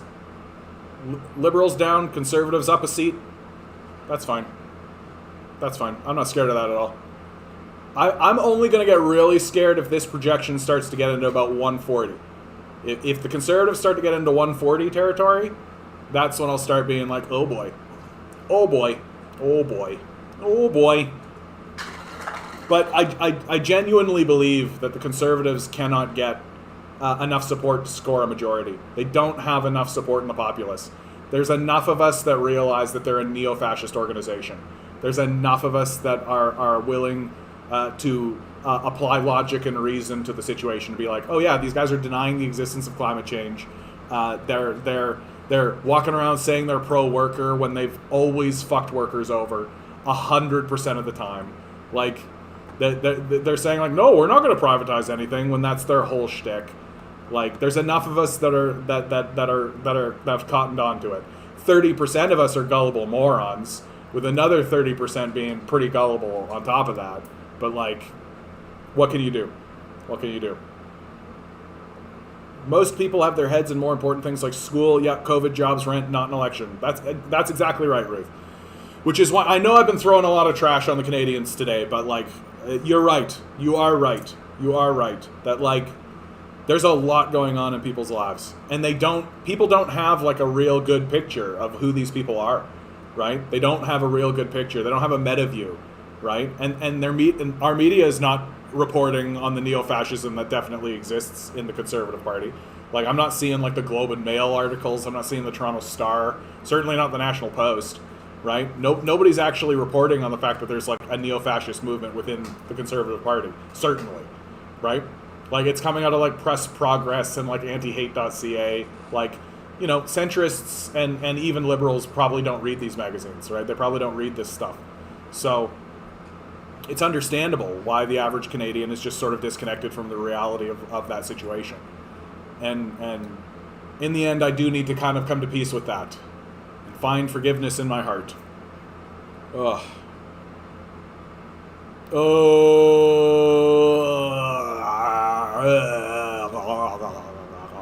Well, I think with that, we've come to the end of the stream. I need to come up with like an end of stream song. I have a beginning stream song, and then I've got like a song right in the middle. I need to come up with like an end of stream song. Stream's over. Thanks for coming. I'm so glad you were here. Cha-cha-cha. All right, guys. Always remember, you are a divine being standing on divine energy. Don't let these fucking guys gaslight you and convince you otherwise. They spend billions of dollars to do it. Until next time, good luck. We're going to need it.